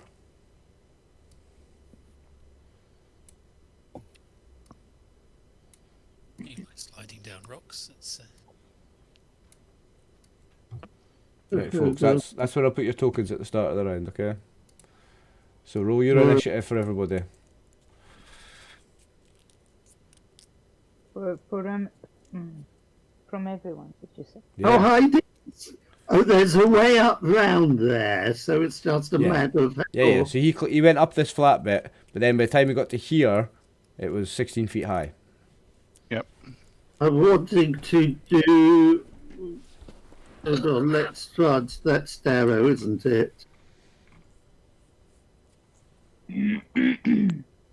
Curse these dwarven legs. My move outside is how much? 60 feet. So, Forget yards and feet. I've done this map to just work on that arrow, eh? So use that. yeah. All my maps are the same. They all just work in feet. Move there and possibly throw a spear or cast something, so... But what are you rolling initiative for? Throwing a spear or casting something? I'm just...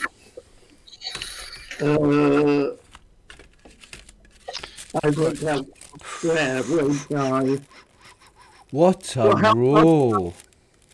How far can I Now, move? Sninkinook, the minimum has to be 1. The minimum is so doesn't matter how fast the weapon speed is. Minimum is 1. So, Okay. so change that to So 1 on the sheet. That's a 2. Yep, Yeah. certainly. I don't have zeros or negative Hold on. numbers on weapon speed, but geez, what a roll! Oh, So that puts him on 2. how far can I move and cast prayer? Half movement, so 30 and cast. Yeah, so What? in that case, I'm going to be rolling for that as my initiative, whilst Eleonora can move 60. Question for Sninkinook: Yep. are you using your rapier in one hand and a longsword in the other? Yes. So you will roll initiative for the rapier, and you'll add the longsword speed for your second attack. Exactly. So Yeah. if you add me another attack, that is then on a 6. Oof, it's a nice roll, Tammy, for the bear. Unlucky. Oops. Did you get my roll for me? Did that work? I see or it. It didn't. Yeah, it did. It did work. What were you rolling for? not? Sleep. You rolled a 10.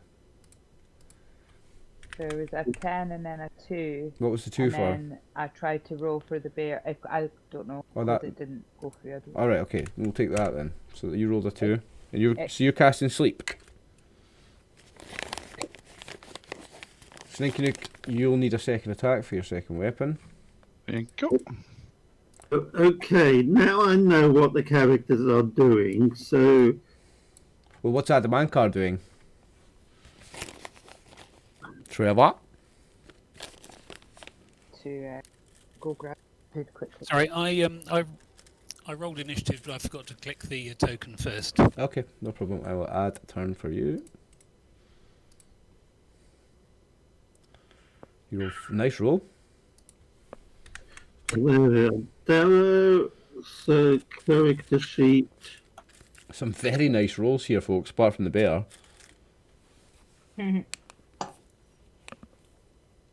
Sninkinook's second attack is on 6. Yep. That's fast.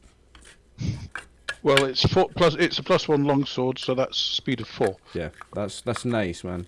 I hope you all like the way I do weapon speed. I think I've got it finely tuned, like, and weapon speed and initiative. I think it's finely tuned and works really well. If I don't mind saying so Doesn't- myself. Does indeed when I roll a 1. Okay, Of course, if I'd rolled a 10. so I'll need a Cornaith. I rolled for thought I'd rolled initiative for Darrow, but I can't. It doesn't seem to have popped up. You have rolled. No, you didn't roll anything. Let's try again. Okay. I thought it was set, or have I clicked on? Hold on. Darrow. Initiative's the first one. Who's running Cornaith? Just somebody just run him. Dave? Do you want me to run him? Go I'll for run it, him. Dave. No And problem. who wants to take Eleonora? Peter, 'cause you usually just handle the two clerics, don't you? Yes, yes. Okay, so that's definitely. Yeah, I think. Yeah, that's Darrow. Clicked on Darrow, and then do the character sheet, and then roll prayer there. Now what's happened? No, it didn't go up. It's alright, I'll manually add it. Let me just. Oh, because I'm on. It doesn't recognise when I click a character when I've got it on. What's it saying? So for Eleonora, I'll have to roll d10 plus 1. Okay. What's she doing? Barrackstrom's Blessing. Blessing. Nice. And you're going with prayer. I like it. I like you have this set that you cast between the two clerics, coordinate and casting those two spells. Whoever's got one does one does the other. Yeah. Okay, so we're just waiting on that Eleonora roll, and I can reorder the initiatives. Can you You want me to add one for her? add her, please? Okay. What did she get? 4. Yeah. Nice. So, here's your turn order, everybody. We start with Stinkynook. You've already cast Blur on yourself. This turn you are attacking with 2 swords. Now, let me organise this. Hang on. What I am doing, they were just growling at me and looking threatening. If I back away from them, if they look like they're going to attack me, fine, I will defend myself. They're definitely going to attack you. So if you go to move, you're taking 5 attacks of opportunity. I'm allowing 5 where normally it would only be 3 because they've got you surrounded, because they're in amongst the rocks. Yeah, there's 5 of them touching bases with you, so you're going to get 5 attacks of opportunity. If they are attacking this, if they are definitely looking as though they're going to leap at me, then I will. The thing is, right, see where you are. There's no fight and retreat. Yeah. So whatever you want to do to get away. Unless I jump back off the cliff. Yeah. Yes. But it's a 16-foot drop, so even though you have tumbling and can make that jump, you've then got the extra 16 feet after it. So yeah. Okay. But I'll give you tumbling with a -5 or something like that to make it. Something like that. I would make a reasonable roll. Just trying to remember. I'll make it a tumbling with a -10 for that 16-foot drop. I don't have tumbling. Oh, good luck then. Hold on. Where am I in the... Because you take half damage. You're next. If you've got Guys, can we... Do you mind if we take our break before we start this then? Because Yeah, it's 4 minutes too. Good idea. It's a 4 minutes too. I need to, I have to go turn his heater and shit on because it's fucking freezing. Exactly. So before we start then, Yeah. before we do the very first move of the combat, that's perfect time to take the half-time break. Perfect. I just eat I had cold pasta out the pot just now. Yum. That's quite... I like it like that though. I made sweet potato chili fries for my dinner. It was good. Anyway, enough about snackos. Let's get back into the action. We've got 2 hours to go. We've got half-time break is over. Yeah. It's our first fight in a session and a half. Ooh. About with fucking dogs though. Well, I don't mean to give you PTSD, but look, it's the same token as Tegan. They're so mean. I noticed it was the same token as Tegan. Yes, that's what's worrying Sninkynook.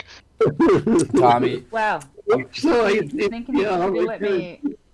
the thing you're going to discover eventually, Tammy, is that all dungeon masters are mean. I'm actually quite a nice one, to be honest, guys? 2 seconds. So, you are going to be on in this combat. That's not a dog, that's a dire wolf. So, let's kick it off. Sneaky Nook, you start us off at the start of round 1. If they're going to attack me, then I know Kiara's going to get upset with me, but I will take a swing at one of them with my rapier. Kiara's been upset a few times now, and we've handled it every time, so just have to deal with that. That's tomorrow problems. Kiara's alignment shifting, guys. That's where the real issues come in. So we're it's okay. She can be pissed off at. Yeah, our alignment's changing. It's going to affect the woman. So which one are you attacking, Sneaky Nook? That's a hit. Well, given that it's in my left hand, I will go for the one on my left. Okay. Let's see how many hit points you get from it then. What I'm saying, this is presumably medium size or small size? They're medium, actually. Yep. Okay. These dogs are bigger than you. They're not chihuahuas. Yes, I know. They're not dogs, they're dire wolves. They're not technically, but they're that same dog with that 2d4 bite. Oh, that's a fucking bite. It's not dead, though. You put a big hole in that dog, but it's still coming at you. Yep. Pity they're not chihuahuas. Kiara, Yes. what are you doing? You're casting... How? Well, yeah. Hopefully. Hold on, cause my distance saver's not good. I can Where's do my the... I could do the thing for you. I'd be surprised if it's not it. You're doing those two rather than that. No, I'm just showing her both groups. They're both about 50 foot away. Yeah, just both groups are about 50 foot away. And Sleep has got 90-foot range. Yeah, so they're all in range. Yep. So which group do you want to cast it at? Right. So, well, I'm gonna do it at this group up here. That. I was thinking it's glad to hear that. Yeah. Oh, he does, yes. What did you say these two? Right. Let me. I can do that from here. Yeah. I don't need to move my token.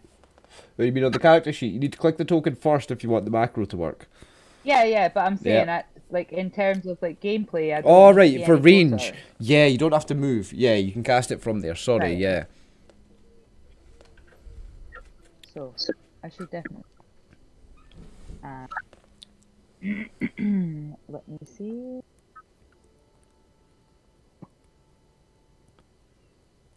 Wee toothpick. Oh, got it. Did it work? Did it work? Ooh, okay, so when a wizard casts a sleep spell, he causes a comatose slumber to come upon, and that's the roll. 4 hit dice of creatures. 5. Now, these dogs are 2+2, I believe. He's rolled 5 hit. 5 hit Yeah, dice. I thought it said mine was 5. And these dogs are 2+2 hit dice each. I think. Let me double check that. Rules. Monster manual 4 dog. hit dice plus. Monsters with 4 plus 3 hit dice.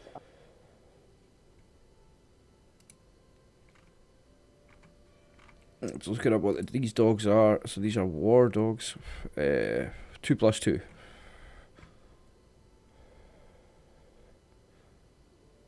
So does that work on them? Yeah. It works on 2 of them. Right, boys? Yep, that's it. So pick 2. Me or sneaking you? You cast it. You cast it.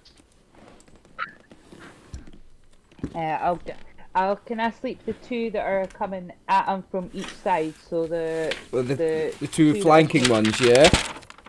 Yeah. Okay. Just making a note that you cast sleep because you never remember to tell me what you cast in the summaries. I'm sorry. No, it's okay. I'm Yeah, writing I it down. barely remembered to stay awake for the end of the fucking It's game. okay. It's okay.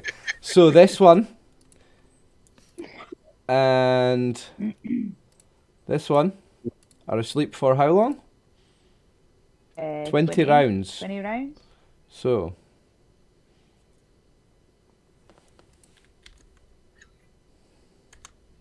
20 rounds. This rapier obviously has more enchantment on it than I So that one realised. and that one are magically asleep for 20 rounds. Yes. So when I hit something with it, it falls asleep. There you go. Oh Scarra God, cast sleep. don't hit them again though. Two of the dogs fall asleep. Cornaith, what was he doing? He was going to cast sleep as well. He's casting sleep as well, nice. Which group? Same group?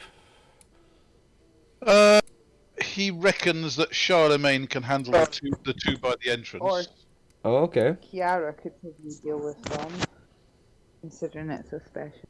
So he will go for this slot up here as well. Okay. Cast away.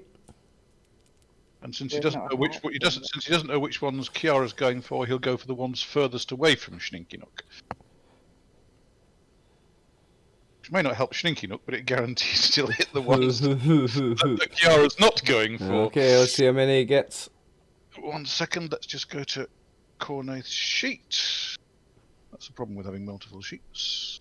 So, it's the cast button. Righty-ho. Do I need to have his token clicked? Yeah, for the macro to work, I think. Okay, so if I click on there, and then I click on the cast sleep. 4 hit dice of creatures. So another 2, so the 2 back ones. Okay. For how many rounds? 20 as well. Okay. 20 as well, that's handy. Okay, so I don't need to put another token up. Perfect. Adamankar. No, of course. He's only just recently learned sleep and he's forgotten that he's actually brought it with him, so he's rushing into combat. Hey! He's doing a Kiara. Okay, I've done it so many times. He may be clever, but he's not. He may be intelligent, but he lacks common sense. He's done a Kiara, basically. When Kiara's actually prepared... She's prepared the spell and used the spell this time. Adamankar's doing the normal Kiara. That's only because it's dogs, though. If that had been people, I'd have been janking straight in there. I just don't want to have to kill animals. Fair enough. Can he get up to the one of those dogs there? Let me see. Or is it just a little too far? 60 feet gets him to that bit. 55 got him there. Let me zoom out a little bit so I can do that properly. Where is he? He's there, right? Okay, so let's... 60 feet get you there. Right. Okay, well... I'll Do you know what? I'll be a super generous DM in this instance and say, yeah, you can attack one, but only that one that's already sleeping. So I can say you can just reach him with an attack, but none of the rest of them. Don't say I'm not good to you. Trouble is, wounding will wake it up. I think he probably knows that, so he's not going to do that. He'll just stand here and be ready to attack next round, I think. Your character knows about that spell, so you understand that. Yes, Well, the thing is, because you're not attacking, you've still got half your movement. You don't have to stop there now. Right. You can move further and not attack. Okay, in that case, a little bit further on, up here. Mm-hmm. And if I can think of turning him round, I'll turn him round. There we go. So you'll just go a bit past them. Yep. And get ready to come in from the side. Okay. Or if he remembers, he might cast sleep on them. What's what's Eleonora doing? Well, he's got a reminder about sleep. Eleonora is casting Barocrum's Blessing. and moving forward to a position where as many people as possible can be. So she moves about there. It's 30-foot radius, I think. Yep. Let me have a quick check. So, that Adamankar is outside of that. Hold on. Yeah. So, but Cornaith is just inside 30, so she can maybe move a little bit back and still get everybody. From here, say she does that, she's gonna get... Because Cornaith isn't going to melee, is he? Nope. Well, I don't know. Not if he can help it. Not if you can help it, I guess, yeah. Not with his hit points. Also, Adamankar is an elf who respects her, it seems. Yep.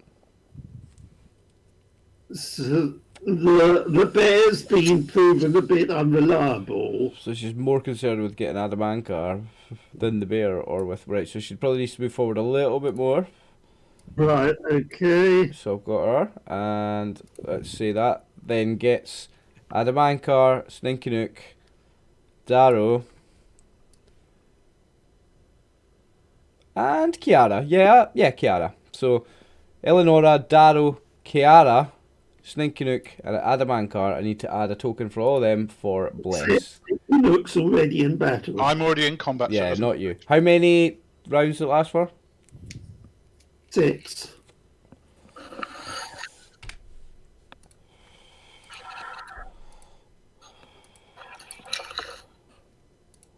Two seconds. Okay, everyone has that spell on them. Yeah, characters apart from Sneaky Nook. Yep, there you go.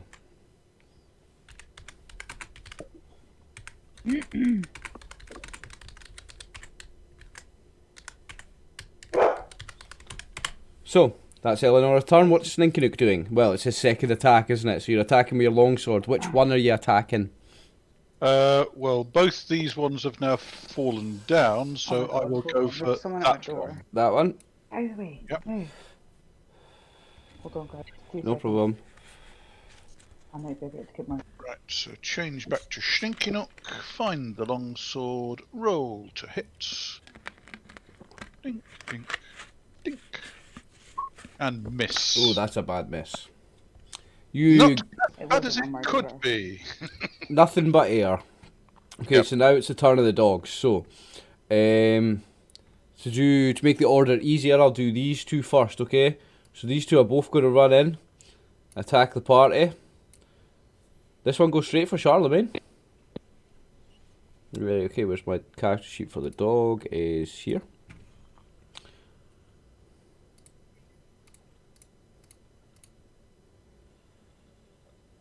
Misses. What Charlemagne's armor class is 6, so that dog misses. The second one, he's going to come running in and attack Darrow.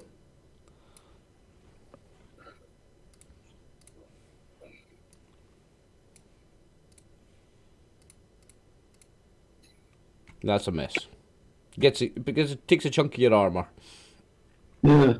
Okay, so now I've got to deal with 1, 2, 3, 4, 5 up here that are awake. So I'll go left to right. So this one, I'm not going to give him room to step over the other one. So let's say, because I was already generous letting 5 of them in. Yep. Same here, he's not going to get in. So you've got, He's asleep. no, not this one. I thought Connaught got 2. He is. Didn't he get 2? And yeah, sorry, he should be as well. I don't know why the thing's not on him. Yep, he is asleep. So you've got these two to deal with. These 3 to deal with. Yep. Okay, so this one first, left to right. This one's going to attack you. Miss. I will. The next one's going to attack you. Ignoring this elf who's just run past them. Miss. What's he rolled? He hasn't. It says he rolled a 0. Yes, I know. Well, it doesn't. No, it doesn't actually say he rolled anything. Oh, okay. That's the second one. Yep. This is the third one. Okay, so you survive all 3 bites. None of them get a hit on you. All 3 of those dogs attack you. None of them do anything. Darrow, it's your turn. Now, as it's a 5 casting time, I assume he's in the middle of casting the prayer. You're in the middle of casting the prayer, so if that dog had hit you, it would have interrupted your casting, yeah. Yeah. So in that case, he finishes Just, the spell, Yep. and instead of moving, gets his axe out or whatever. Okay. So who does the spell affect and for how long? Oh, hold on, he does move, doesn't he? Because he wants to. You were gonna, I you were gonna move Let's- and cast, weren't you? was going to move and cast. It would invoke So an attack of let- opportunity. Let me. In that case, I'm doing prayer on this group down here. Let's cast. Let's do the spell up, and that will remind me of details. So I based on the details I may... Yeah. Remember, you're casting this spell. If you move and cast this spell, you will be invoking an attack of opportunity from the dog. If it hits you, it would interrupt your spell and it would not cast. I was middle of casting spell when attacked, so I'm finishing casting the spell, but I'm just pressing the thing so I can check what range and area effect it's got. Yeah. Because Darrow would have that knowledge at his fingertips, where I don't. Range. It doesn't say. It says area of effect 60-foot radius. So you get everybody. No, that's prayer. Oh yeah, that's prayer. Yeah, that gets everybody because it's 60-foot radius. Range 0, so if everyone's in 60 foot of me... Oh, so yeah, it's touch on yourself, so range is on yourself, so it's everybody within 60 feet of you. Yeah. It's the dogs as well. Yeah, so the dogs are all going to be at mine, and it's Yep. borderline with the hand of a car. Yep. Yep, gets everybody. So, let me just put the things on the tokens then. Just a second, so starting with Darrow. We'll put this on. How many rounds does it last? What? Why not putting a token on anyone else? Yeah, just put the token on me. It lasts 5 rounds. Yep. And it's everyone, including the dogs. Okay. Okay. Done. Charlemagne. So the bears are plus... Sorry, plus... Gonna...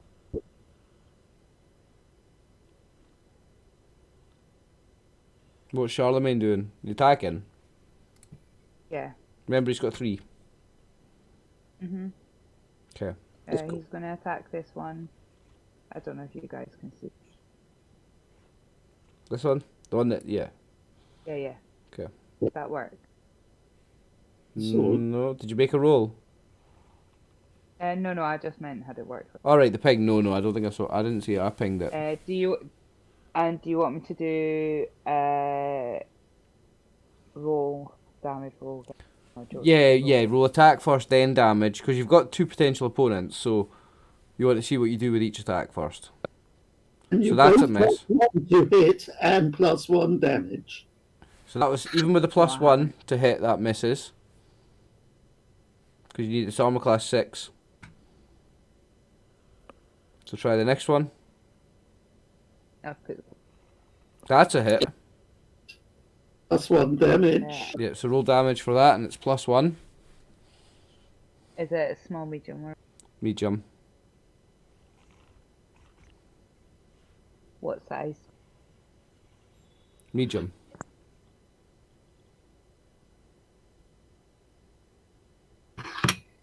Three damage. Right, so now roll the bite. But the 3... I can't see the +1 in there. Oh, that's a hit. So it was actually 4 So it was damage. 4. Okay. Right, that's definitely a hit, that one. 3. And it has got +1. That one has got the +1. Yeah. Okay. So that is 3 that time. Okay. That is the end of the round. Anybody changing what they're doing? Darrow's got to roll a new initiative. Okay. McCar has seen a couple of sleeps being used, and now he thinks, that's a good idea. So you, Yeah, so you need to change your initiative roll as well. Definitely do that. So that both Darrow and Eleanor I'm doing new initiatives for. And so I need new initiative. Well, don't I? Pity, because the last one was good. Did Cornaith have selected? There we are. Darrow. Oof. Unlucky. Darrow. Oh, mine hasn't. I'll change it. Eric defeated Darrow.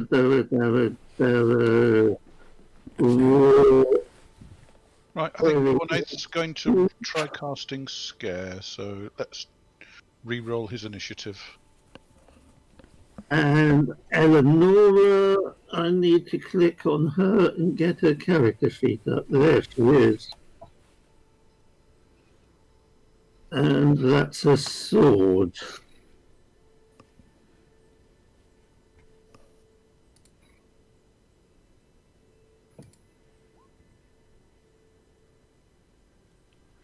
Not terrible.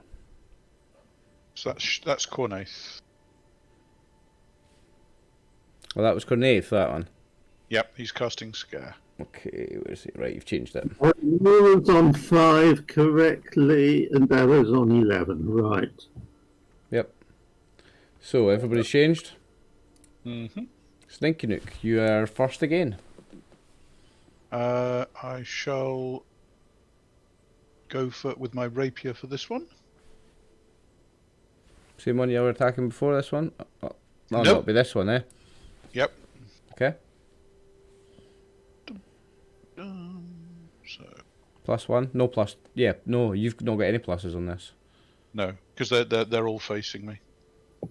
No, you're Stinky Nook, you get from prayer. You didn't get from Ah, bless, yes. but you get Yep. from prayer, so you have +1 on your attacks. Okie doke.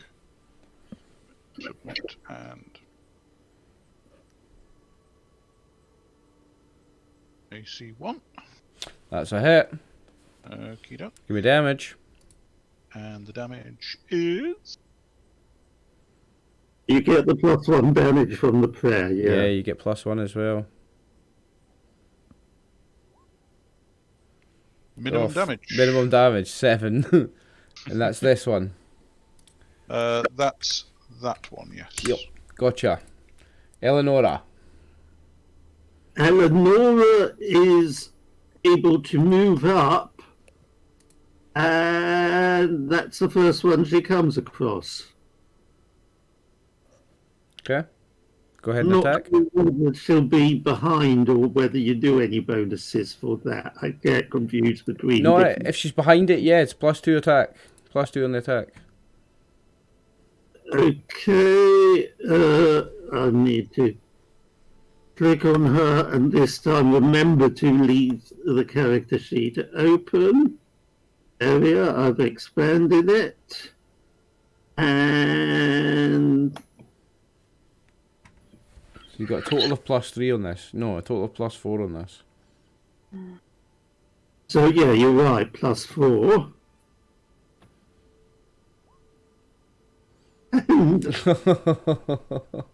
And, Right, you better roll me a 1d8 then.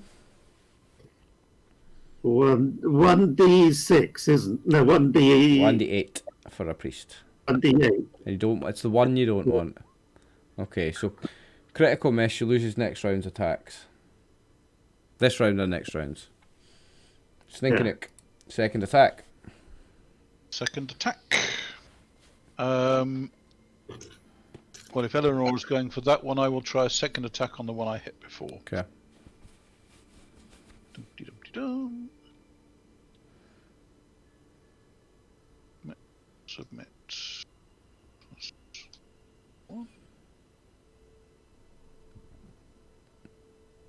Ooh, critical hit. Oh dear. Righty-ho. So roll me 1d4 and you want a 4? Nope. Critical it's hit. a 2. Double damage. Double damage, and it's +1 on the base. Yep. Okay. So yeah, add in the modifier and then we double it. Because I'm brutal with my crits. So 18 damage. And it has already taken 7. He's well and truly dead. So what's the odds of having 25 on 2 times 8 plus 2? No. Now, whose turns have we missed? We missed Eleonora, and Eleonora cast a spell in the first round. So we need to reduce something by... What are we So you reducing? The Barithrom's Blessing. So the Adamankar and everybody else, your things go down to 5, right? Yeah, so it's everyone apart from you can look at it.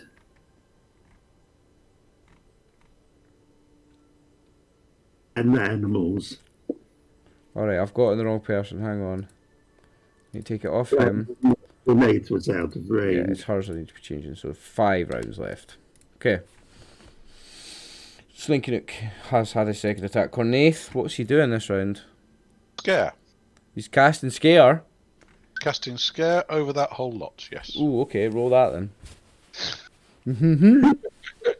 This is a spicy one. Well, unfortunately, it's going to get Sneaky Nook and Eleonora as well.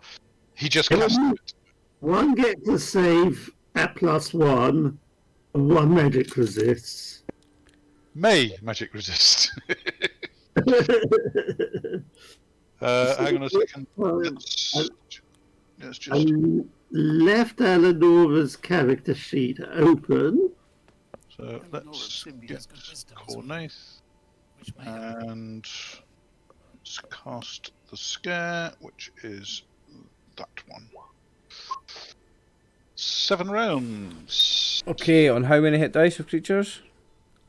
Fewer than 6 dice, hit dice, or levels of experience. So, how many levels of experience does Slinky Nook have? It depends. How do you count multi-class? If you're 2-2, you've got 4 levels of experience. Right, so he's got 8. You've got 8 levels of experience. Eleonora Yep. is a level 5 cleric, so it affects her. She has a Yep. save, though. So she's got a couple of reasons to have a save. Wisdom is 15, so she has +1 for wisdom, Yep. +1 for the prayer. Is it on all saves, prayer, is it? Yeah. Nice. So she's got +2 on this save. So it's save versus spell. With a +2. For Eleonora, please.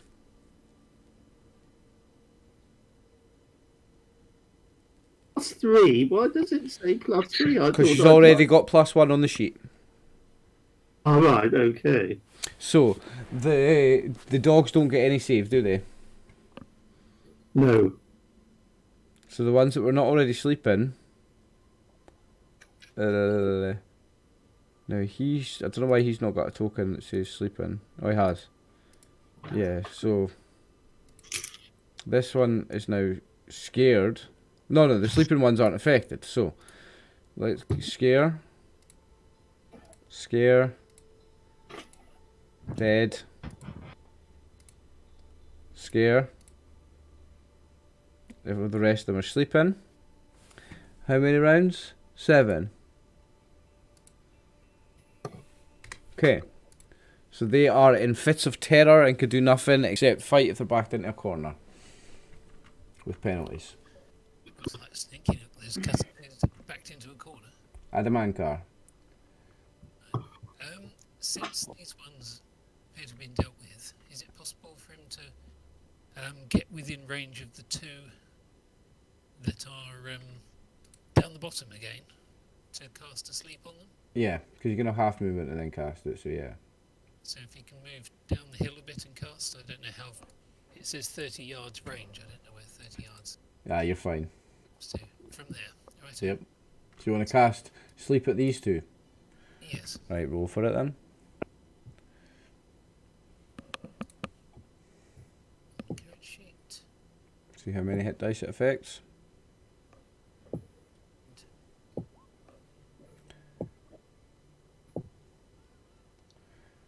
It affects 2d4 hit dice of monsters, but you've not rolled it. So read to roll 2d4. I think probably I wasn't. I'll just roll 2d4. I think I probably hadn't clicked my token. No problem. Wow, nice. So you get them both. Doesn't get Charlemagne, does it? No, because it's only enemies.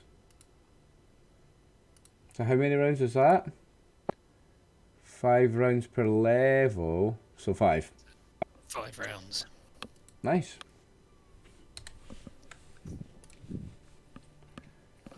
Next, Kiara. You rolled for dagger this that round, other eh? one's... Yeah, but the It's sleeping, isn't it? Yeah. Yeah. Wait, hold on. Sorry, I was actually having a... It'd be best to wait till the start of a round so we can all attack at once. I thought you meant to go to the toilet. Because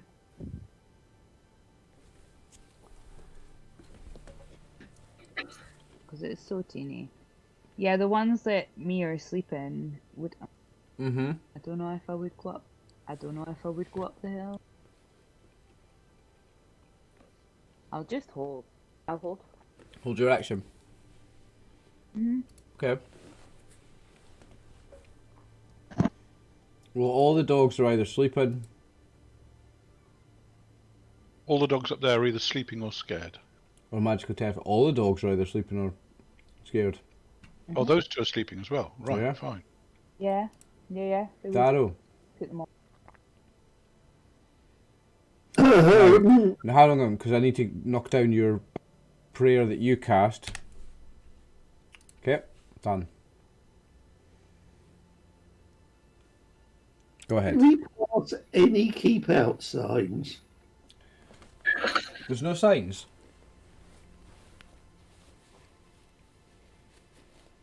So basically, we were just passing by, and these things came and attacked us. No. This is the main entrance. We were snooping. A couple of them were out just next to the main entrance. And when Sninkanook went up here to try and go round the back of the entrance, they all sprung out on him. He wasn't trying to get into the mine. Tell that to them. He was just admiring the countryside. Tell that to the dogs. Yeah, they're dangerous creatures. Trying to get a better view, weren't you, from up there? Do you want people to know we were here or not?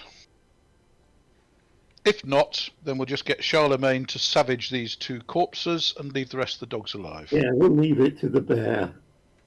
Okay. We'll get Charlemagne up top. Before the scare wears off, we'll get Yeah. Charlemagne up to the top. Yeah. Get him to savage that corpse and that dog, Yeah. because those are the only two that have actually been injured by other weapons. So the dead one and the one that's sleeping but almost dead. Yep. Uh-huh. And leave the others alive, Yeah. and just make sure there's very obvious bear tracks, and then we Yeah. can head away. Are you going to leave? Yeah, why not? Okay. If everybody agrees, then I'm That's what I'm suggesting to everybody else. Well, Yeah, okay. sounds reasonable to me. It saves harming more dogs, doesn't it? Yeah. Don't want to upset Kiara unnecessarily. And it looked like a bear's wandered through. So you're going to get the bear to destroy this corpse? I just don't want the bear getting the blame for killing the dogs and then someone from there coming to try and kill the bear. How are they going to tell which bear it was? Unless there's somebody Well, 'cause around watching. You're the only guys with a bear. Wandering through town with a bear. Yeah. Like we've just strolled through this place with a bear. There's a circus in town, and this is the countryside. Yep. I'm sure there are bears in the countryside. Yeah, you're out of the town. You're out of the big town. You're 5 kilometres away. There'll be bears in the countryside. Yeah. So you want to destroy this corpse with a bear, get the bear to mangle this corpse, and then you're going to get the bear to kill this one and mangle it. Yep. Okay. I'm happy with that if you want to do that and then leave. Is that the plan? Yeah. Yeah, then leg it before they wake up. Okay. But we've done, like, can we not, like, fuck me, was that all for nothing? At least let's have a look in. We've only got a few rounds before those come out of their scare. So either that or we've got to kill them. Yeah, but like, Or I'm we've literally got like, to kill them all. If you well, want to I'm have really a quick, fucking, I'm really, well, run up and have a quick I'm look in the cool. mine entrance then. oh yeah. Watch out for the Umber Hulk. I can't, because if I see it, I'll be wandering for ages. Are you going for a look? Yeah, we'll go for a look. Okay. Like, no, I'm not going right in. Like, Okay, so I need to jump into a different voice channel with Tammy. If I do that, then stream will still hear it, and you guys won't. So I'm going to pull me and Tammy into a different channel. Hang on. You hear me, Tammy? Never. You hear me? Yeah. Okay, so when you look in the mine, you hear the sound of axes mining. The sound of pickaxes on stone walls. The bang, bang, bang of what a mine would sound like. You don't hear any voices. But you hear the bang, bang, bang, chip, chip, chip, ping, ping, ping of axes on walls. Pickaxes on walls.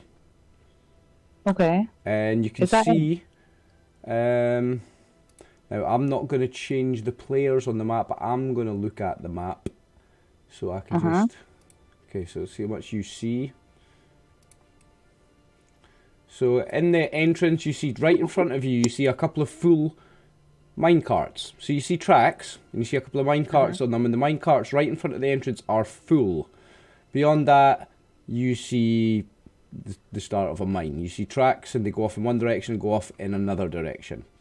And that's about as much as you can see. No, not definitely people working in it. You hear the sounds of pickaxes on walls. Yeah. Okay. Is that it? That's what you see. You see a couple of carts full of ore, and you hear the sounds of pickaxes on walls, but you don't see anyone. How far in does it look that you can get? I mean, you're looking down a mine shaft, and then it splits off in two directions. So you see up to where it splits off in two directions. Okay. Okay. Okay. Yeah. Should I jump back? We should jump back in the other channel? Yep. Okay, let's go. Right, we're back, guys. Okie doke. Is Kiara back? She's not been petrified by the Medusa in the tunnel. No, I'm still where I was before. Okay.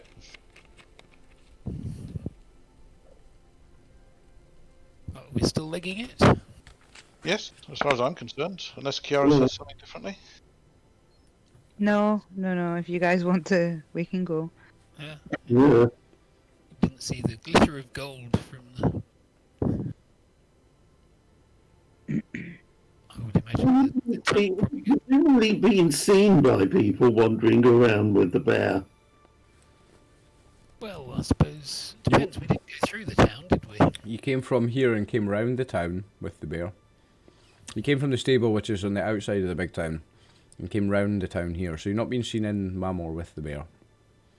So in that case, we go a route which avoids... You're going to avoid the town as you go back. Yes, we don't. Okay, so let me just... To be certain, you're killing this one as well. Yeah. Okay, to the town. So I'll quick stop here in case you want to quick stop here. I'll just drop you on that map for now. Yeah. So that's you back at Mamon, sorry? What is it? Mamor. I keep forgetting. Mamor. No. Mamor. There's not much here. The only public building here was a tavern. Are we going to go round south of it so that we don't encounter anyone from the other mines, or they may not work? They may not be bothered anyway. I'm just having a quick look at the big map.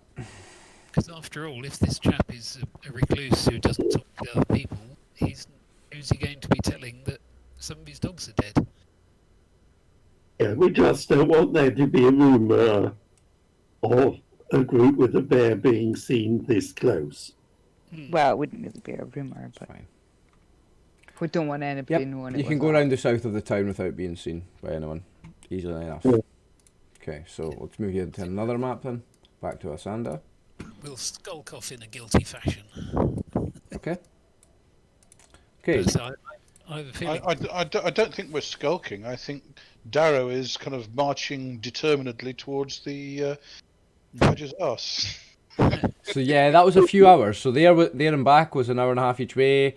You spent like a couple of minutes in a wee fight and stuff. So you sniffed around for a little bit. So let's call that 4 hours total. So you're into mid-afternoon, early, almost kicking on for dinner time, I guess.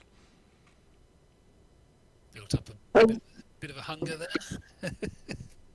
See, But fresh. yeah, we worked out the appetite. Now the question is, do they serve food in that pub, or is it just a drinking place? It's It sounds just- like it's just. Yeah, it's just a drinking hole. There's no food at the Badger's Arse. So, are there going to be food stalls near the? No, the circus isn't open properly. It's not open properly until tomorrow. Yeah. So, is there another pub we can try for food, and then we move on? Yeah, I've got a list of pubs. Hang on. So, Asanda, you have the inns were the Perfumed Satyr and the Burning Dwarf. They both serve food. The other taverns beside the Badger's Arse are Glims and the Hallowed Giant. The Hallowed Giant I've got a food menu for, and Glims I have also got a food menu for. So we'll try whichever one of them. I'll try one of them. I've not added Glims to the map. Let me quickly add that then. Trust me, I've got everything always disorganised. But Has it got anywhere The hallowed ground seems to be fairly near somewhere we'll pass on the way from the stables. just dropping Glims onto the map. Just a second. I assume we washed the bear's paws before we.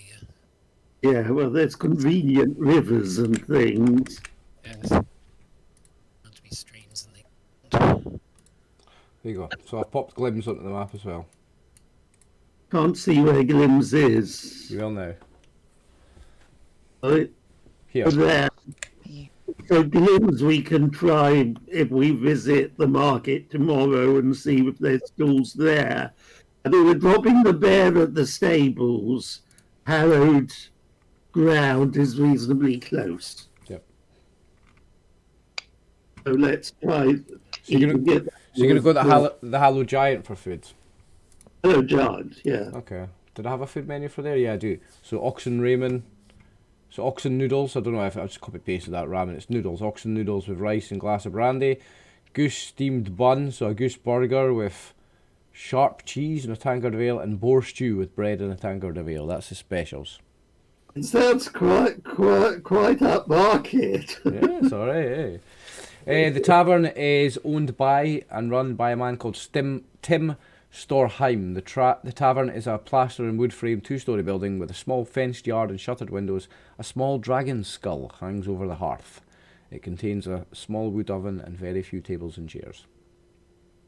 So we'll have a meal there, and the less the budge, the booze is really special. We're then off to the Badger's Arse. Okay, well, this place in a town this size will have an elven wine, a house wine, an ale, a dwarven ale, and the other things like the cider and the honey mead, and yeah, like the same kind of selection as the last place. And you can roll for quality for how good it is. See if we can got any random hidden gems. I think it's got to be the elven wine again. Okay, roll for the elven wine then. I roll +1. Oh, I should be rolling just I know why I roll +1. If I move the +1, that's a 7, which is. So you got a pretty decent dwarven ale. Adam McCarr's rolled a very nice elven wine. oh yes, I definitely approve of this. Yeah. That's a good one.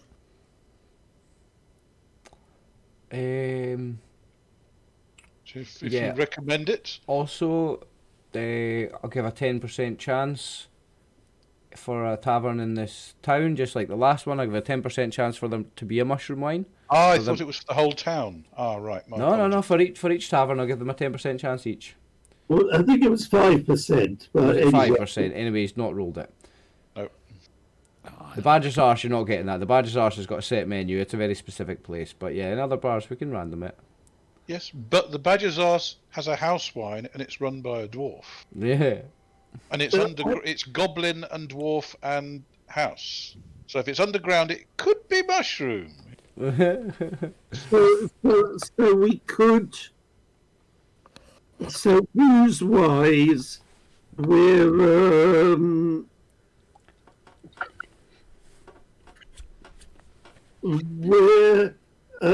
we could well be having that we have a drink whilst our food's being prepared.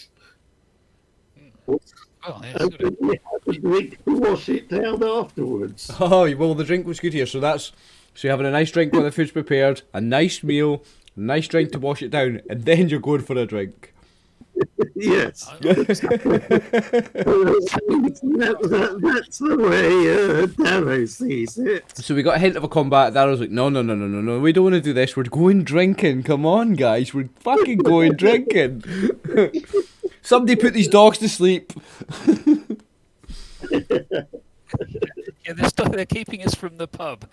He's a determined dwarf, like. Okay, so There was nothing to it. We weren't actually protecting. If the dwarves were, if there were stories of the dogs running into a town and attacking people, it's different, yeah. it's different. But this wasn't a protection thing, so. Okay, so you are having a drink and some food at the Hallowed Giant. Nothing of importance happens. There's no interesting NPCs. There's probably not anybody else in there. It's quite a quiet place. Right. Let's say perhaps it's quite overpriced, because there must be a reason why it's quiet, because you rolled up nice drinks in there, so let's say it's quite overpriced, the place. Let's say for all of you to have your meal here and a drink, it's cost you 3 gold. Whereas it was 1 before. Well, it's a good wine, though. It was good drinks, yeah. Yeah. Let's say the food's quite bland, and although the drinks are good, they're very expensive, so that's why the place is maybe not so busy. Might be a bit early in the evening as well. Yeah, so then we can go and try the badger's arse afterwards. Hey, you want to go there then? Yeah. Should we do the real drinking? Yeah, better roll well. Any modifiers on these rolls?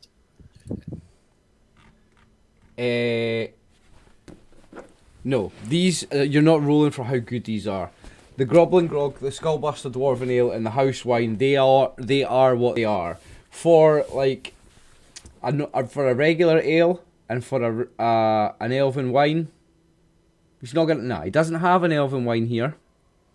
In fact, let's say these are what he's got, and they are what they are. There's no rules for these, okay? These are what they are, right? So you just need to buy them and drink them and see.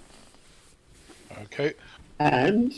Well, no, okay. No, right, because I wanted these... Yeah, let me give you a chance. I wanted them to be strong drinks. They don't have to necessarily be terrible. Okay, I'll give you a roll for it. I will give you a roll, right? But it's going to be 1d6 out of 10. So is Eleonora coming with the others? But is the house wine a mushroom wine? No, but I'll give you a chance for him to have some bottle in the back. Whoa, righty-ho. Because of the size... Probably isn't that interested. No. No, I think Andrew McCarr doesn't fancy a rough dwarven pub. He'll stay with Eleonora. He's had a nice glass of wine. Doesn't want to spoil the. Dwarf who doesn't know how to do proper dwarven ale. This. I'm not going to be that hungover after all. But it's the Skullbuster Triple X. It's not about the quality, it's about the strength. Wait till you try it. Nah, do you know what I'll do? I'll give you the 1d10 because I want you to have a chance that it's great. I had rolled a 7 when I thought it was a 1d10. You rolled a 7. Yes. So okay, so let's say it's good then. So the Skullbuster Dwarven Ale, it's hella cheap and it's hella strong, but it is good. But you're a dwarf, you like cheap and strong, so you're actually happy with that, I guess.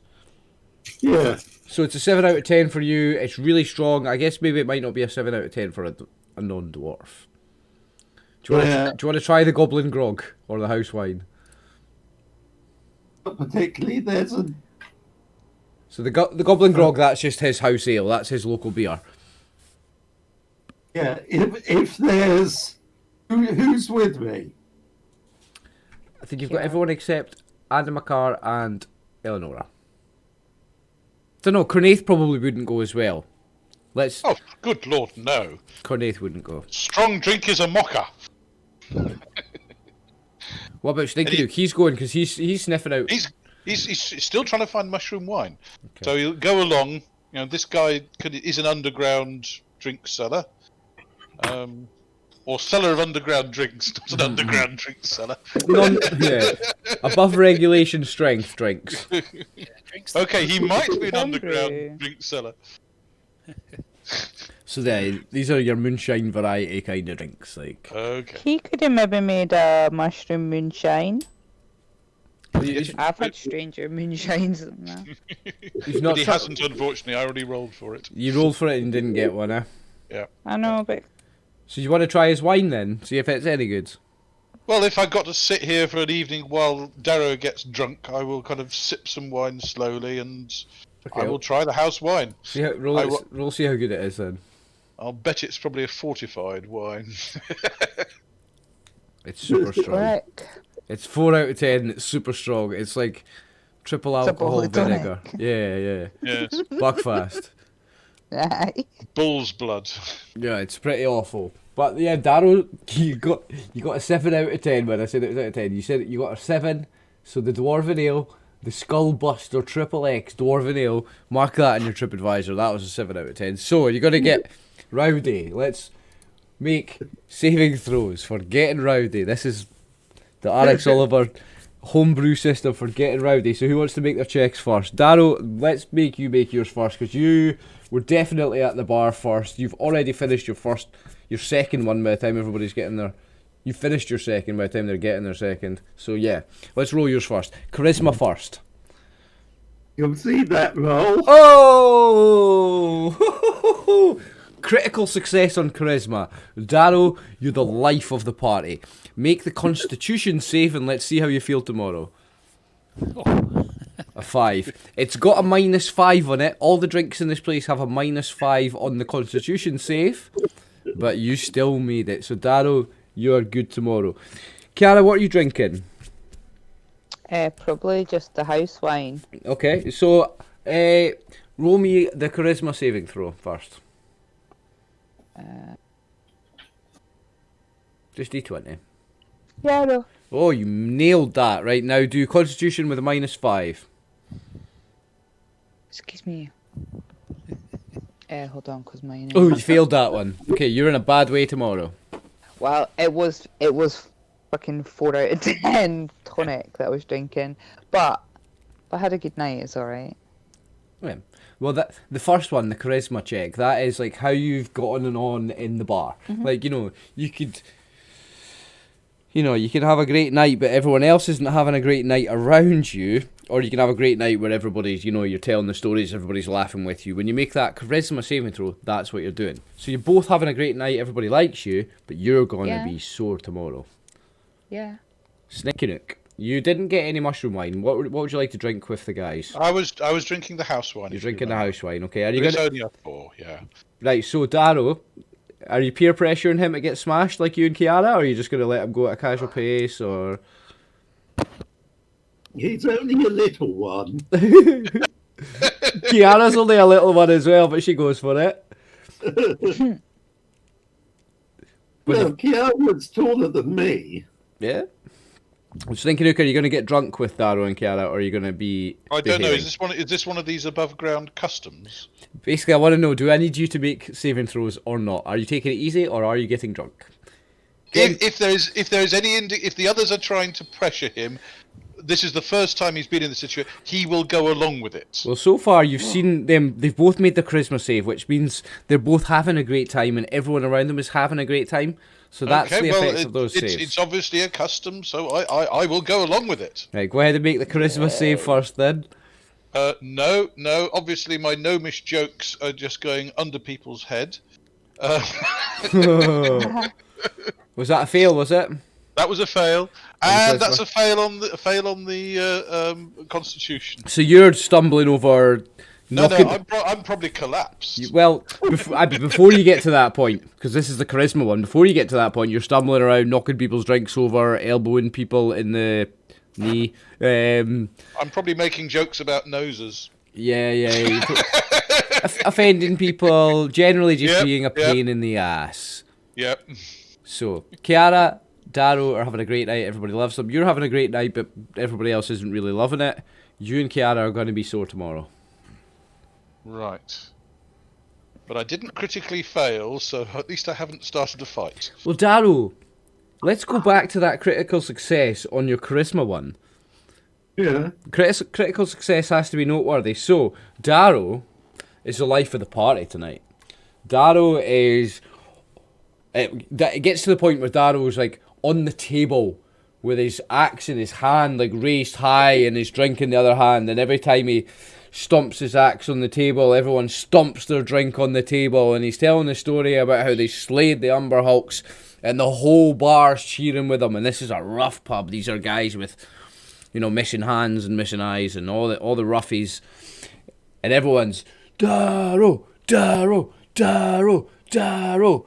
And like when he falls over because he's drunk, when he falls off the table, he he goes up, he goes feet in the air and he goes to fall, but a crowd catches him, and everybody lands and get their arms under him, and they all catch him, and they're going Darrow, Darrow, Darrow, and throwing him up like the football players with the football coach when they win the World Cup. Darrow, that's how good a night you have. And Kiara, you're with him and you have a great time as well. But you try to keep up with him drinking. You're going to be sore tomorrow. So there you go. That's your evening. And I'll carry the gnome back over my shoulder. Darrow, you... Right, okay. Because of that critical success, the consequences of your critical success, right, so you carry the gnome over your shoulder. Can we flash forward to the next morning just for... Like, has anybody got anything else they want to do tonight, or am I able to flash forward to the next morning? Mm-hmm. Right. So in the morning, in the morning, Kiara, Snaky Nook, you wake up with vicious hangovers. Darrow, you wake up with... Darrow. I think Charlemagne is probably extremely upset because Kiara and Snaky Nook are sleeping in the stable with him, and we both... are making terrible groaning noises. You're both vomiting in his stable. Yep. Every time the bear farts, you vomit, basically. Oh, God. Okay, so every time the bear... Because you were sleeping with the bear, so every time the bear farts, you guys vomit, right? Darrow, instead of waking up with a hangover, what you wake up with is this plaque with a fucking small dragon's head on it. And it says, on the back, engraved, it says, "To Darrow, a true legend and hero, we love you." And it's signed by all the guys in the bar. So Darrow, you now have in your possession a mounted framed, like a dragon's head, like a head on the plaque. You have a dragon's one. That's what you now own. You woke up with a drinking trophy. But you haven't stole it because it's written on the back, "Darrow, the great hero and legend, we love you," and it's signed by everyone. Add that to your inventory. Dragon head plaque.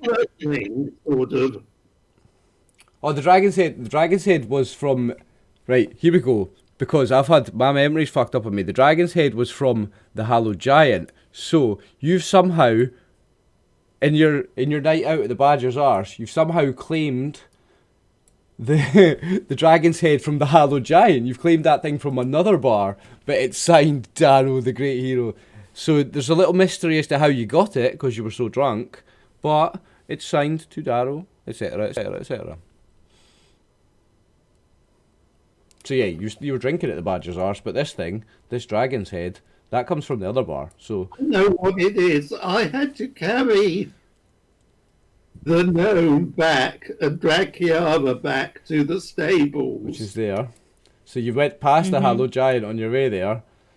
So it was so it was with the group It's when you were going back. So everyone from the Badger's Arse, all your new friends, they helped you. They walked you back to the stables to take your friends home.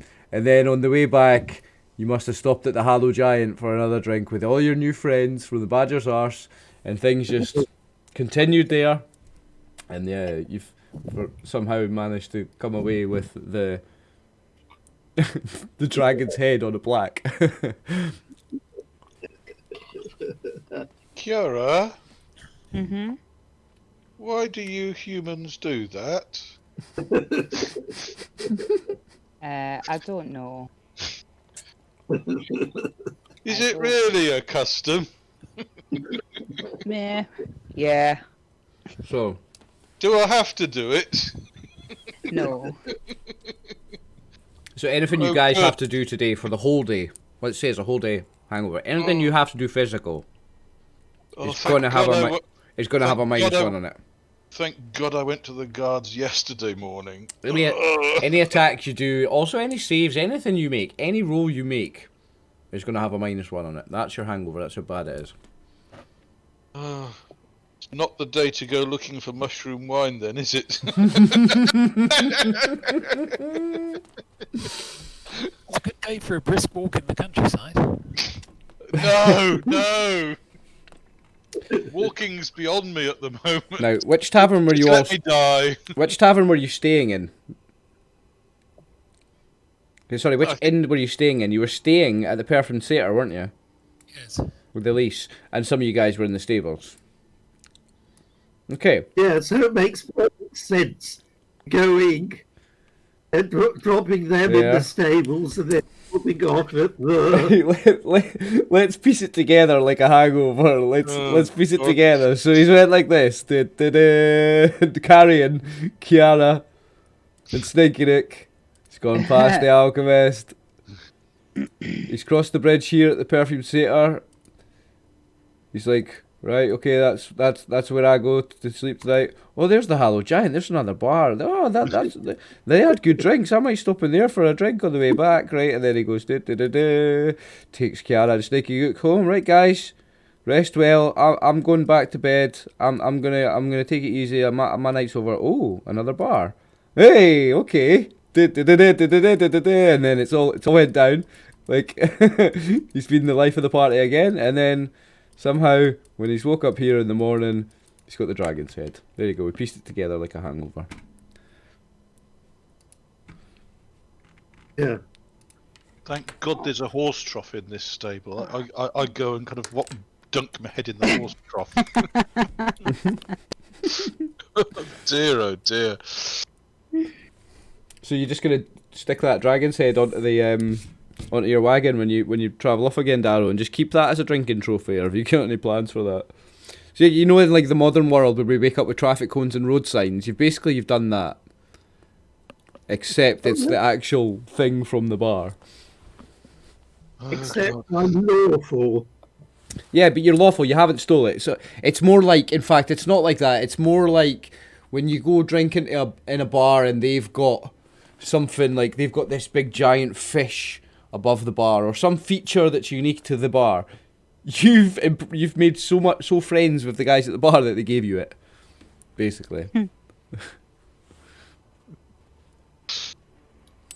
It was a gift. To refuse it would be... Okay, I wash the vomit off, and then I think I'll go and get some bread and water at the Perfume Satire. Okay. Nice fried breakfast. So you go back to the Perfume Theatre, meet up with the guys, have breakfast. I think Kiara and myself will kind of support each other on the way there. How many days till court? 42? Let's see. When we came in on the first night, there were 44 days. This is... You've just spent a second night, so it's 42. So it's now 42 days. And you leave for the next place in the morning. Yes. Today, you've got the Circus opens. Oh God, no. And when you get up to go for breakfast in the Perfume Theatre, there's an unusual situation, actually, because the place is absolutely jammed full. It's full to the rafters. You cannot move. You cannot get a table to get your breakfast. It's full of people drinking, all dressed in work clothes, all dirty, really, really dirty, and they're all really angry and shouting at each other, and many of them are really, really, really drunk. And you can't get to the bar. Yeah, in the morning, and you can't get to the bar. You can't get a table. Fuck, we went to bed too early. I don't remember going to bed. Well, I'm blaming whoever it was that carried me back. I don't know how I got back. So you hear yells of, "It's a fucking outrage! It's an outrage! What are we gonna do now? What are any of us gonna do?" Somebody's brought the other mines there. Oh, good guess, yeah. So these guys are now jobless. And there's a bunch of unemployed miners went to vent their anger by drinking and shouting at each other. All the guys from the other 2 mines got laid off this morning. Oh, God. Why do they have to shout? They've showed up to... Yeah, your hangover's getting worse now because they're shouting. They've showed up to work this morning and been told they don't have a job anymore. The mines have been sold.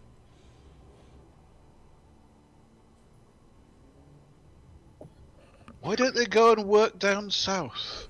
Shh. Thinking you. What? Don't. Let's not suggest that. Let's not suggest that to them right now. Oh, all right. I suppose you know humans better than I do. I thought they'd want a job. They do, but I wouldn't. Don't mention it just now while they're all drinking. Well... Yeah, have you heard of a thing called hair of the dog? No. He's only just met dogs 3 weeks ago. It's nothing like those kind of dogs. You might like it. We should try it, I think. So This isn't another human custom, is it? you overhear a few snippets of the conversations. What we're going to do... I can't move my whole family to another city. I've got... My parents are here, my grandparents are here, I've got children, I can't move us all. And you hear grumbles of discontent of... You know, a bunch of guys where a whole section of the economy, a whole big section of the economy of this place has just lost their jobs. All of them. The mining industry is just closed. There's no mines anymore. It's no longer a mining town from today.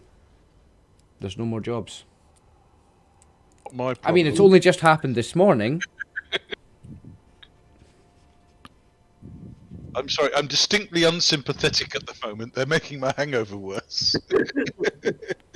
It's rather odd what happened. I'm going to put another building on the map, because this building is also, it's mobbed with people on the outside. You're not gnomes. Proper loads are owned by families, and they kind of they mine it themselves. So here you have the town hall. You see what is clearly the town hall because it's surrounded by angry people. Miners and their families yelling, "We want to speak to the mayor. What's anyone going to do? We want jobs," etc, etc, etc. So you've came from the stables in the morning, so you would have gone past the town hall to cross the bridge to the perfume theatre. Yeah. So you saw that there as well. So there's all these miners out of jobs. They're in the bar where you are. You also saw them all outside the town hall.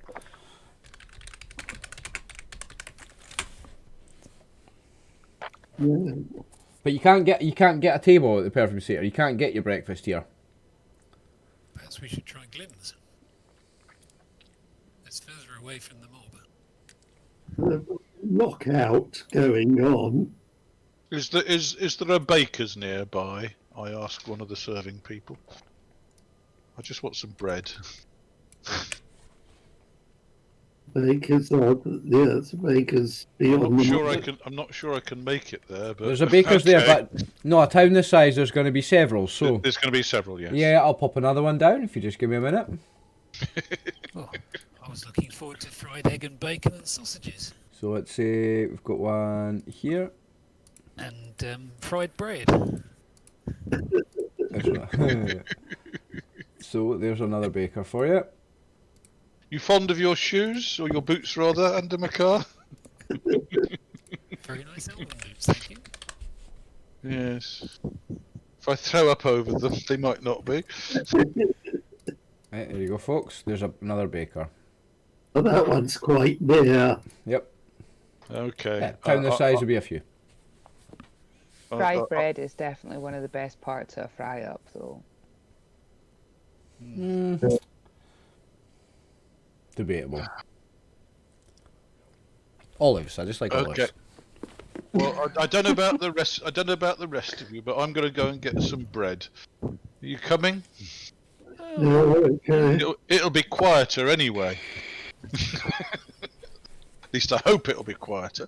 Especially if they've got fruit bread, you know, with bits of orange peel and So raisins in. around this street here. So let's.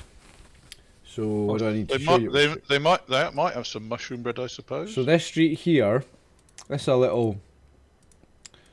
All here, each side of here, you've got butchers, bakers, fishmonger, grocer, all those kind of places around here. So this is kind of a food district in the Okay.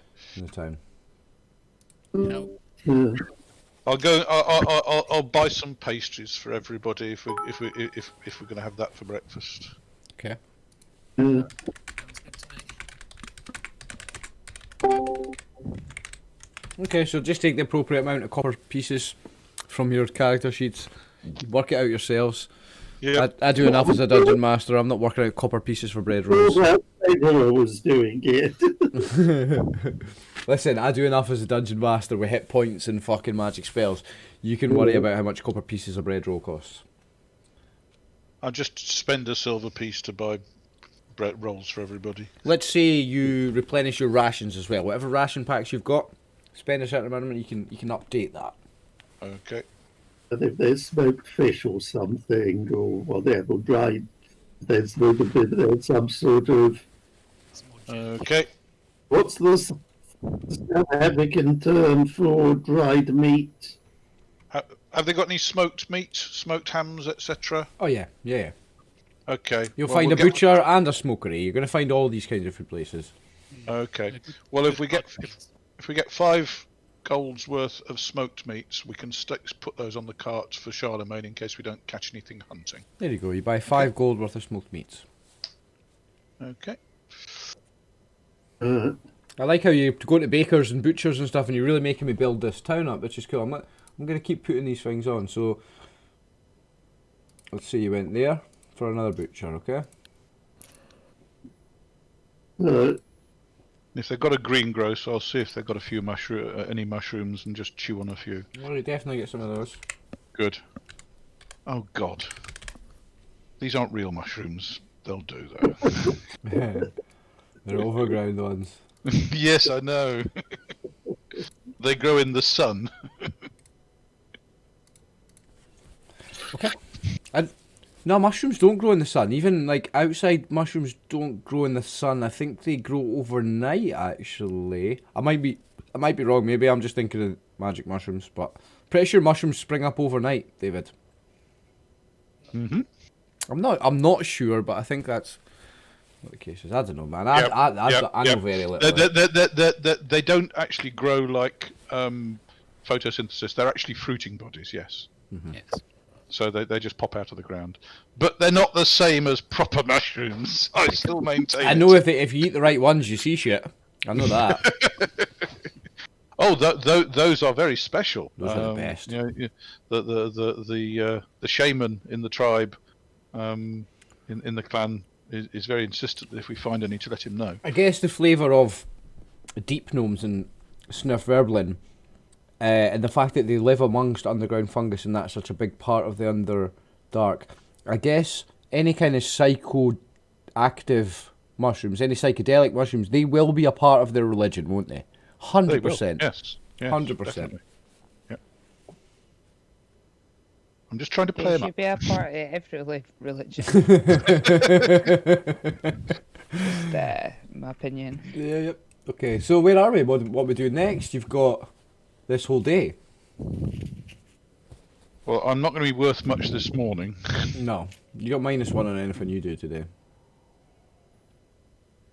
Well, let's go and see Elise and just make sure that we are leaving tomorrow morning, and then we can get anything that we need before we go. Shall we? I think I might go and lay down in the cart this afternoon. Where are you going looking for I Elise? haven't got glimpse yet. Well, Elise was at the perfumed satire, wasn't she? That's where she's staying. Yep, but she was setting up in the market. Yes. So we will go and... well, Schninkynook is suggesting that we go and talk to Elise in the market, make sure that she's not planning on staying another day. Okay. And then we can try glimpse. Yep. Okay, well the market is... Where the marketplace is where they put the circus. So the market is now incorporated in the circus, and it becomes the bazaar. Yes. Yep. Okay. So you've got the And first Elise- day of the circus. The circus is now open. I don't need to put it's- loads more tokens, but you've got a falconry performer, you've got this alchemist, and he's doing things with smoke bombs, basically. He's doing smoke tricks. You've got jugglers, performers. You'll see the 3 clowns from before, Hodo, Obo, and Bobo, I think they're called. You see them. You see Kingsguard. You see a couple more Kingsguard, actually, floating around now, because there's more people. So I'll just copy-paste them. I take off my helmet, I tear off a few strips of cloth, put them into my ears, and then put my helmet back on again. So noisy here. So yeah, there are... I don't need to drop lots of tokens on the map, but imagine there are lots of people around here. Over here, there is a guy going, "Come to the magic fountain of youth. Come, take years from your life with one wash of your face." Over here, you've got loads of noise because this is the bazaar. Elise is set up somewhere in here. Here you've got there'll be a guy in this booth selling tickets for the main show, which happens 3 times a day. Like I said, you've got the gladiatorial combat to the death apparently in there. And here is the jousting and the tournament combat. So it says on the advertisement anyway. And here you've got the exotic animals.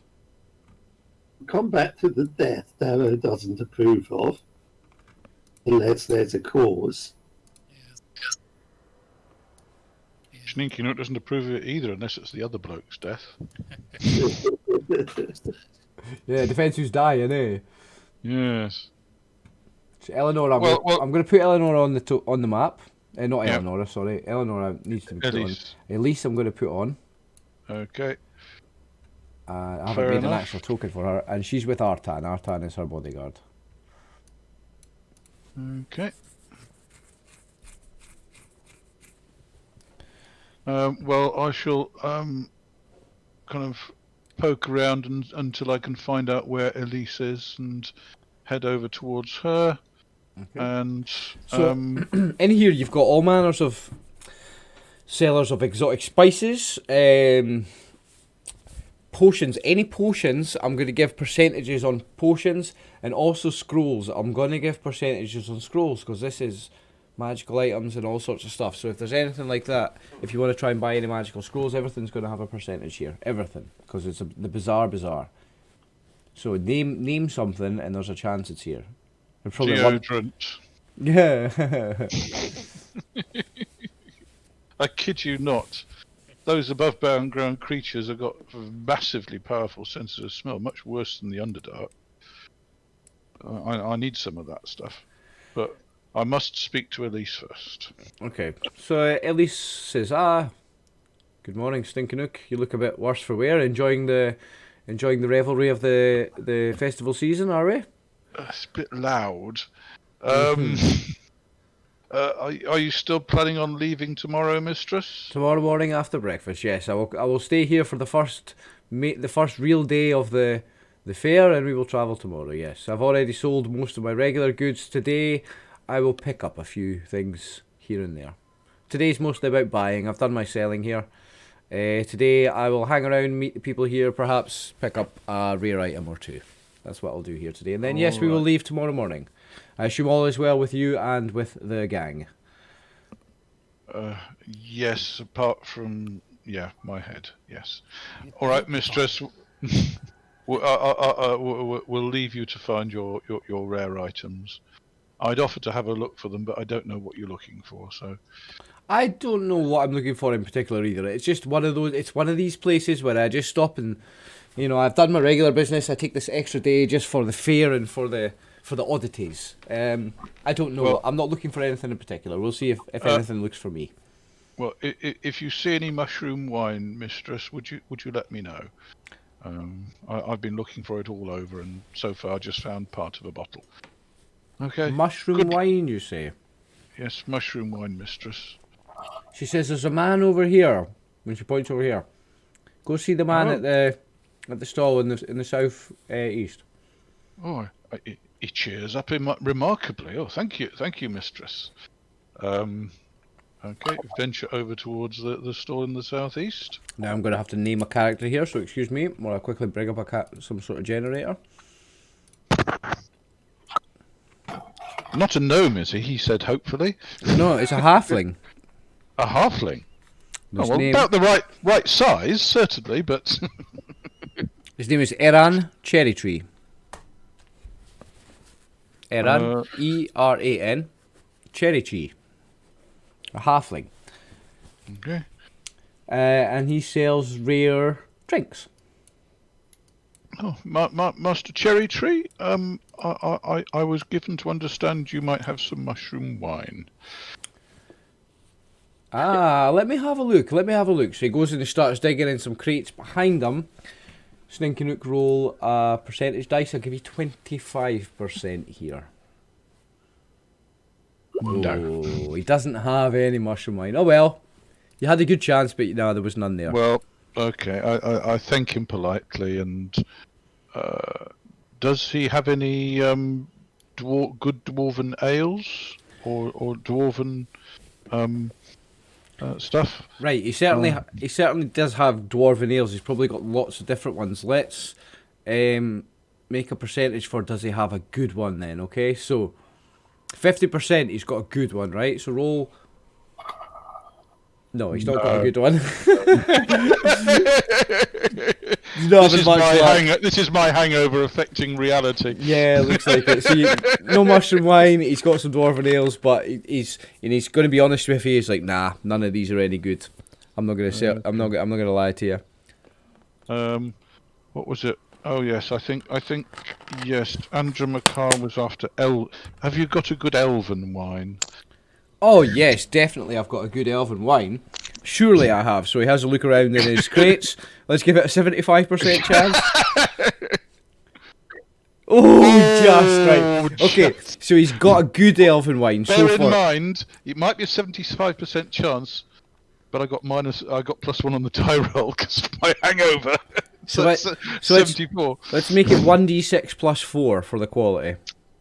Okay, d6 plus 4. That way it's... That's a 9. Oh yeah, you rolled a 5, so 9. Nice. Oh well. So you found a 9 out of 10 elven wine. Okay. Well, in that case, could how many bottles has he got? Oh, he has a look around. He clinks around. Roll 1d4. 2. Okay. I will offer to buy them both for Andrew McCarr.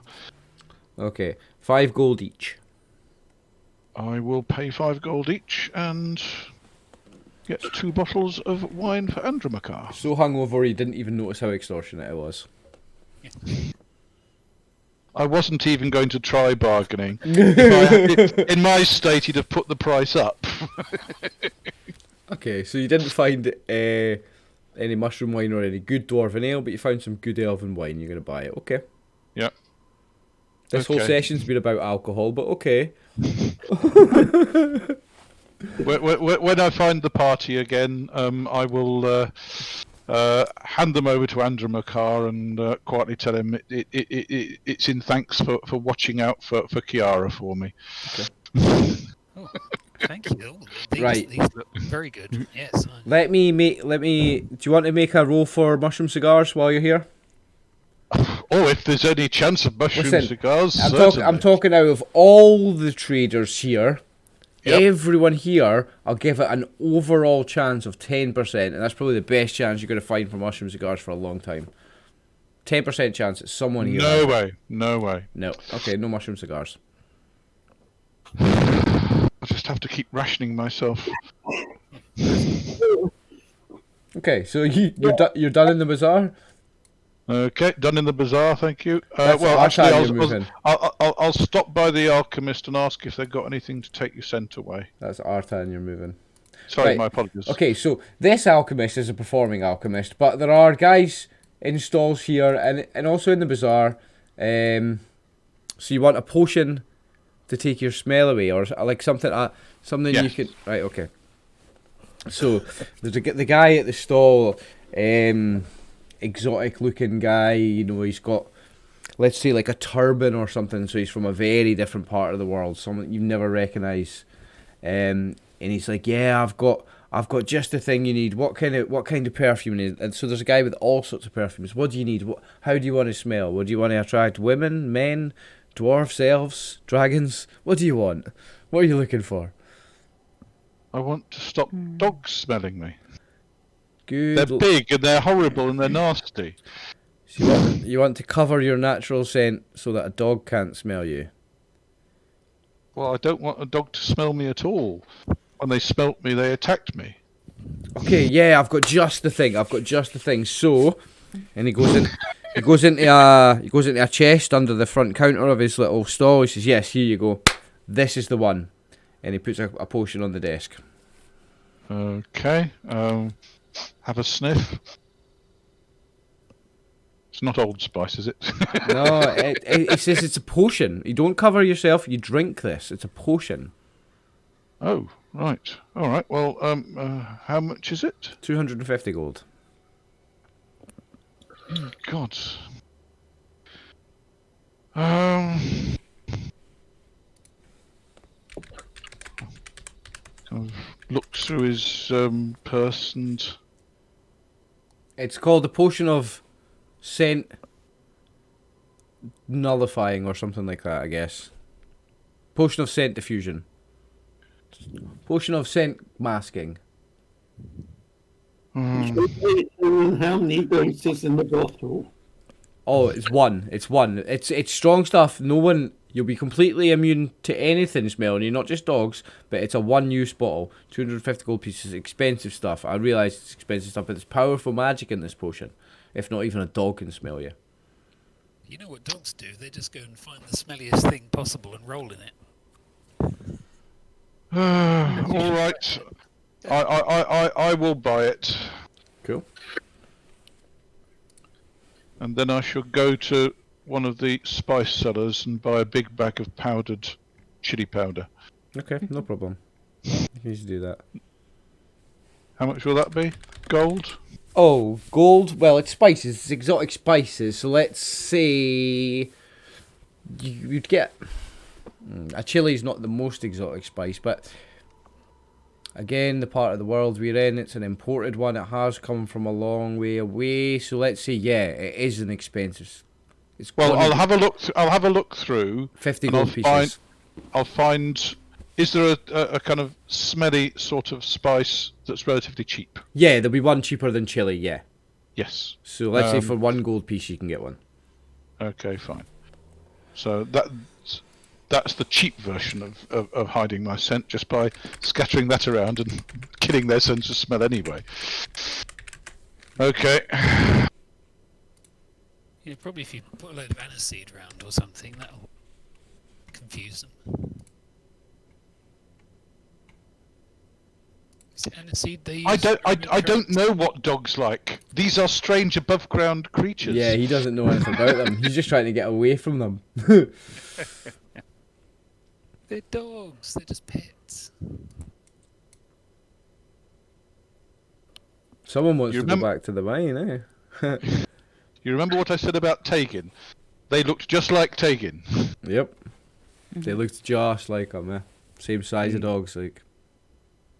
Okay, and then I shall return to the rest of the party. Give Andrew Makar his 2 bottles of wine. Okay. It's very generous of you. These look excellent. Well, I was asking you to do something very difficult. And he managed. He managed. You managed it, yes. For now. Well, she's leaving tomorrow, so hopefully, if You Kiara does just need to anything distract her for one more day. Yeah. Yes, exactly. Yes. Okay. Any other business here then? Because you came here to see Elise. She's confirmed that yes, she will be leaving in the morning. Any other business here at the circus? Do you want to look around? You want to see anything? So, potions, I'm just looking. Superheroism. Potion of superheroism. Or heroism, either of those. Potion of heroism, right, okay. So, 2 seconds. So a potion of heroism, what's the spell level of the effects of it? That's what I want to know. Okay, heroism and superheroism. I'll look up the descriptions and also work out whether. So, depending on its medium effect at Darrow's current level. What level of spell would you put it equivalent to?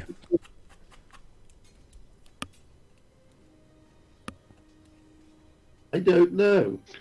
What are you looking for? Potion of superheroism. Potion of heroism. I know it's like it gives you like a massive amount of temporary hit points, and it gives you like +4 levels as a fighter, like for your Thaco and stuff. With Darrow's current level, superheroism gives him +4 level.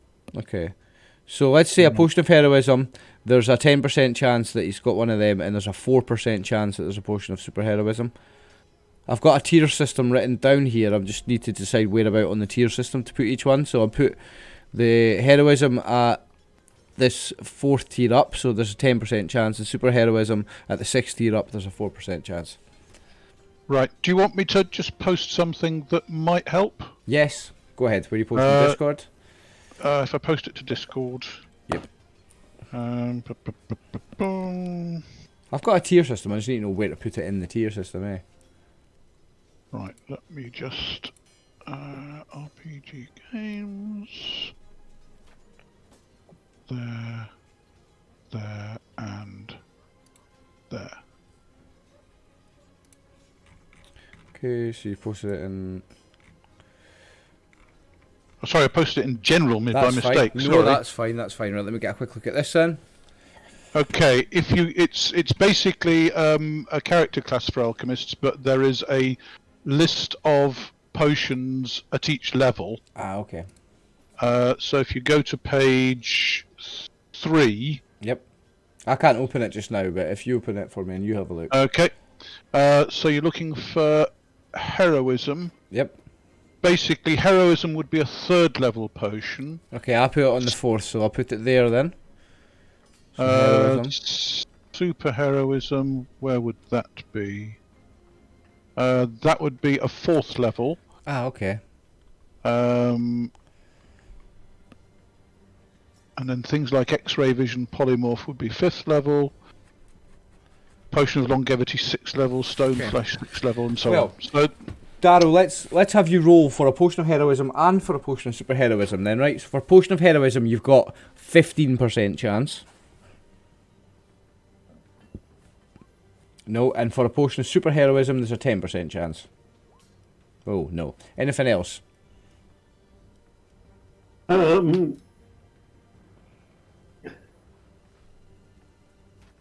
Let me again look at the.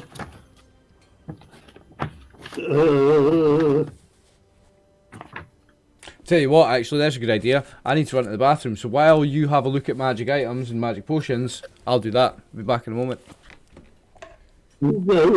So, you're not going to sit and read over the books all day. I'll give you, for the time it took me to go to the bathroom, to decide. Anything else you want to roll for?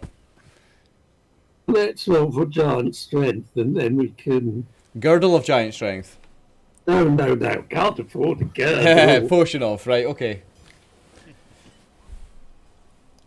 Look likely. Nope. Well, what level would it be on that? And I assume they're different levels, the various giant If strengths. it's on first level, you're getting it, because 35% chance of any first level. I can. No, giant strength isn't a first level. Giant strength is a third level, Okay. but that would be hill giant strength. Okay, so he's not Stone getting giant would be fourth level. it. Okay. Yep. So no luck with that one. Okay. Anything else? Nope. Cool. We just need to see if we can leave the circus before Kiara remembers about the exotic animals. I was waiting to see if Tammy made a noise there, because at this time of night Tammy might have fell asleep, so you might have got away with I'm it. still here, guys. Oh, no, she's no, still I'm here. Yep. Meanwhile, Andrew McCarr has been watching the three hobbits doing their thing. He thinks they need a bit of encouragement. So he's been standing there and applauding them and telling everyone how good they are. Oh, that's nice. Okay.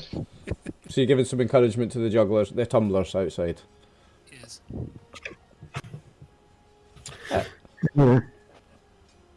Okay, at some point throughout the day, I mean, each one of these performers, so like the Falcon guy, the Smoke Bombs guy, the juggler, and the clowns that are outside, at some point, they all have to go into the main tent to do their part in the big show. So as well as working outside, these guys have a part to play in the main act as well. So you'll see this one will nip away, and then that one will nip away, and then this one will come back, and then this one will come back, and that will happen 3 times throughout the day. Yeah. Yes, he was just trying to big up the halflings since they were just starting on their career. They're very happy for the encouragement. They're very grateful for it. I mean, they're doing a tumbling act, like a 3-man tumbling act. So it's not just like they're doing cartwheels. They're like, you see with break dancers, they put their foot in each other's hands and then they essentially throw each other and they do the flip, and they're doing all of that, like team tumbling, acrobatics. Yeah. And at this point, it is busy now. There are a lot of people walking around. There's people selling, like walking around selling street food. Like there'll be a little guy with a grill and he's cooking burgers or whatever. So there's street food. There's there's what's not balloons. I guess we didn't have balloons, but whatever, the things for kids, little souvenirs for kids. There'll be a lot of children and families going around.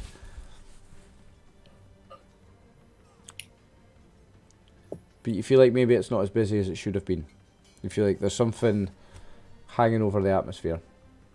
Well, it's the fact that a lot of the locals are out of a job, and Yes. a lot of the locals in this city are probably worried about less money coming in. Yeah.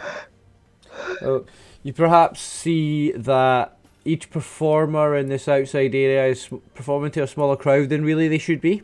Like they've got more space than they need, and it seems like their spaces are being well mapped out, and it's like because they're here twice a year, and it seems like it's not as busy as it should be, certainly. Yes. Are we having lunch at that pub? Yeah, we've got another pub to try. Was Yep. the one by the market, wasn't there? Not the incendiary dwarf, but the other one. Yeah. Is it lunchtime yet? Yeah, if we need it to be. So what's this one? I will roll my D10. Well, what's the last one? I need to bring up the town.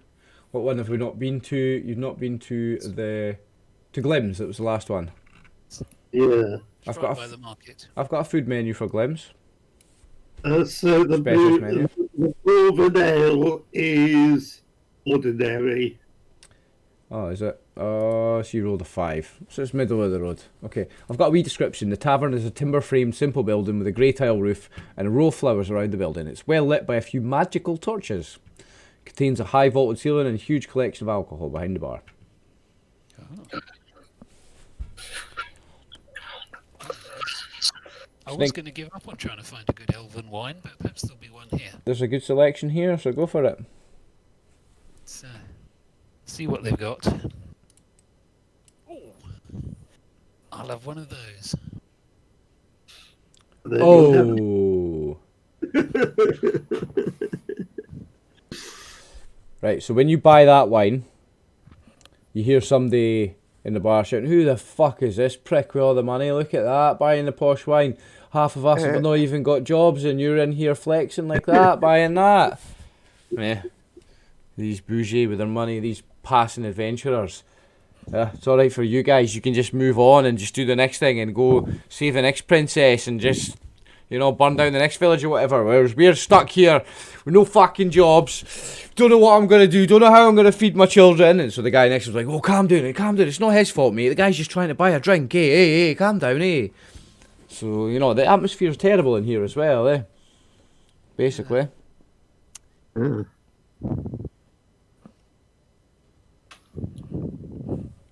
The guy was shouting, you know, he's talking about you in the third person. He's not talking directly to you, but he's talking to everybody about you. Who's this prick? Do you know what I mean? He's giving it all that. So he was quite aggressive. His friends like try to calm him down. Oh, it's not his Oh, fault. wait. You hear if the mines get stormed. Pits get stormed. Oh, if the pits get stormed. Imagine all the miners revolt and go up with pitchforks. Are you going to go up and see what's going on then? Would that tempt you into the mines? Yeah, did Kiara tell us anything about what she saw? She didn't. No, she didn't. Nobody asked me. When we're not so near them, i.e. the miners, what did you see? Well, I didn't see. I seen just carts, like mine carts that were filled, but there was like noise as if there was something or someone. I didn't see anyone, but I definitely heard like axes. So it sounded as though people were working in there. Yeah, But she didn't hear any full people. full mine cart.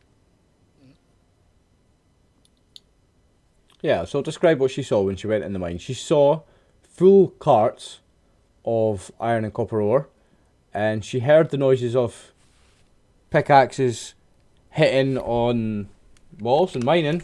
She didn't see any people. Yeah.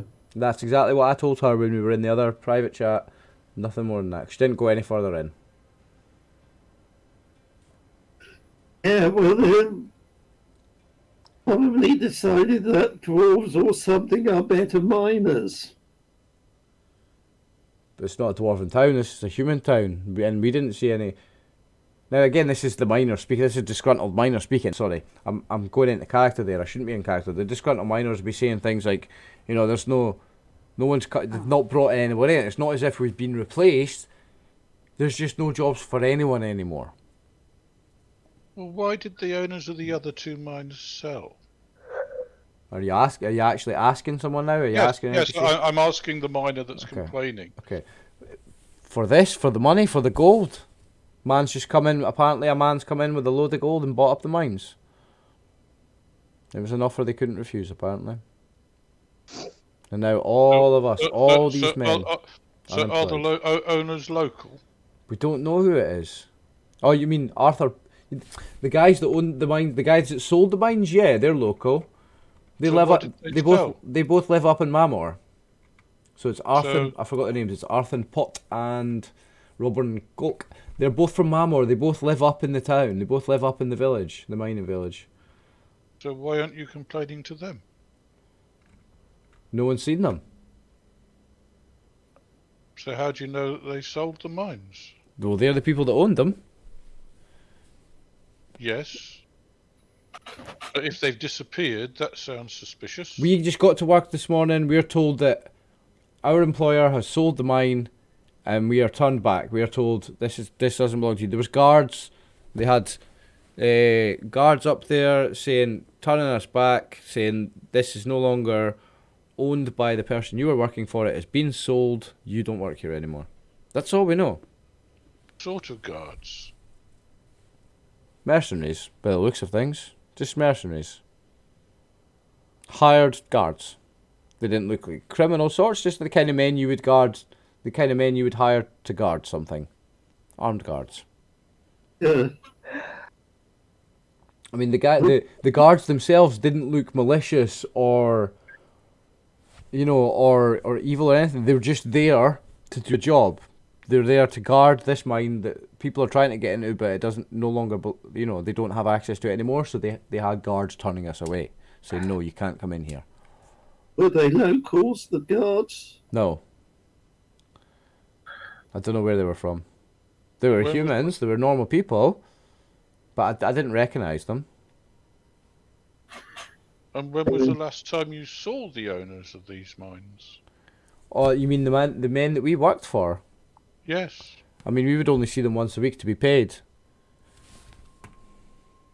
But they live in your town, so presumably their families live there, and your families would see them every day. So you are still back in the tavern in Asanda, whereas these guys that have sold these mines, from what you hear, they live up in Mamor, which is the next town over. It's the little mining town. Yeah. Which is where these guys are from. Yes. Now, if you ask these guys, they will tell you the locations of the guys' houses. Yes, but given that they live in the town and their families live in the town, even though the miners may only see them once a week, their families would see them every day. Oh, the families of the people that sold the mines, yes. Yes. Of Arthur's Pot and of Robin Colk. Yes. So when was the last time their families were seen? By me? I don't know. I've never met their families. I don't get paid by their families. I don't get paid by anyone anymore.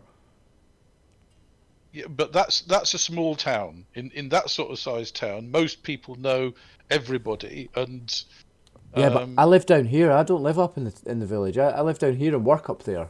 Well, I live down here and. Oh right, sorry. I thought that they just come here because there were more inns here or something. Okay. No.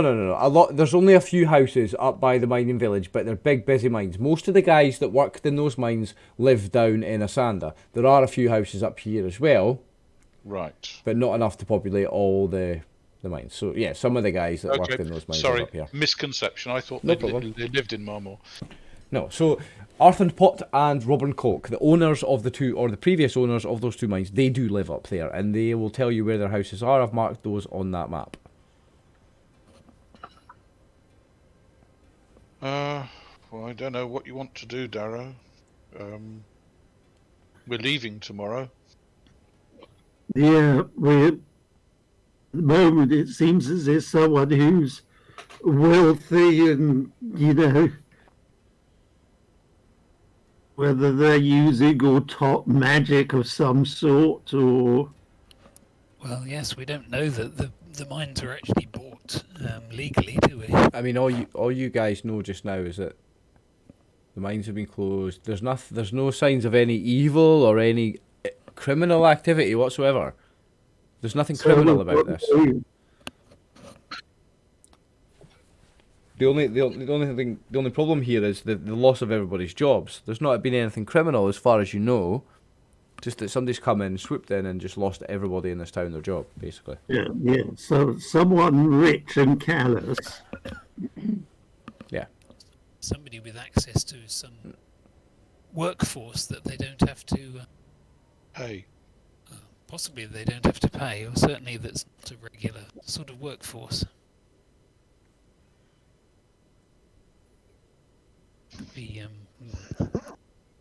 some enchantment. Yeah. Or some, I don't know, some unnatural. Magical. But you guys are leaving tomorrow, so. Magical picks that work themselves. There can be perfectly Well, possibly. legal ways. Yeah, it's all very suspicious, but It's very suspicious, but at the moment there's no crime. not really our responsibility, is it? Yeah, there's no crime anyway, so. Well, not too worried about the legal aspect of it. I'm concerned about the loss of these people's livelihoods, but I'm going to pop along and go and talk to the somebody over at the guards. All right. Okay. Yeah. Which mine are you going to? No, at the guards. Oh, right, back in town. Yes. Okay. At the Kingsguard. Yes. Okay. So we've got an NPC name for the actual sheriff here. I've not got the name of any of his officers, but the name of the sheriff was Bert Earcorht. Yep. Don't have any description of him, but he's the sheriff of Asanda. He runs the Kingsguard office in Asanda. Do you want to talk to him? Yes. Okay. I'll mention that we've heard all this uproar about miners being put out of jobs, etc. And there was all these rumours about this mine where nobody was doing any work, but all was coming out. Is there a requirement for mine transfers to be registered by the people concerned to prove that they're legal? Yeah, I mean, even though it's a private sale, it still has to go through bureaucracy. I'm trying to think of the right word without, slipping out of medieval fantasy. Yeah, it still gets signed off at town hall. Yeah, by the mayor's office. Yes. Yes. So and by both parties presumably. Yes.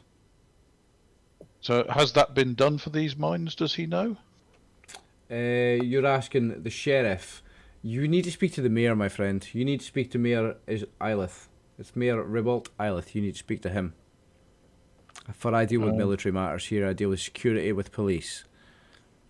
Unfortunately, jobs, economy, politics, that's the mayor you need to speak to, my friend.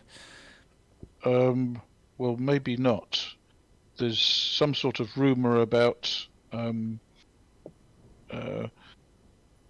bandits and revolution and what have you, and disrupting the economy of the country and putting people out of work would seem to be one way of doing that.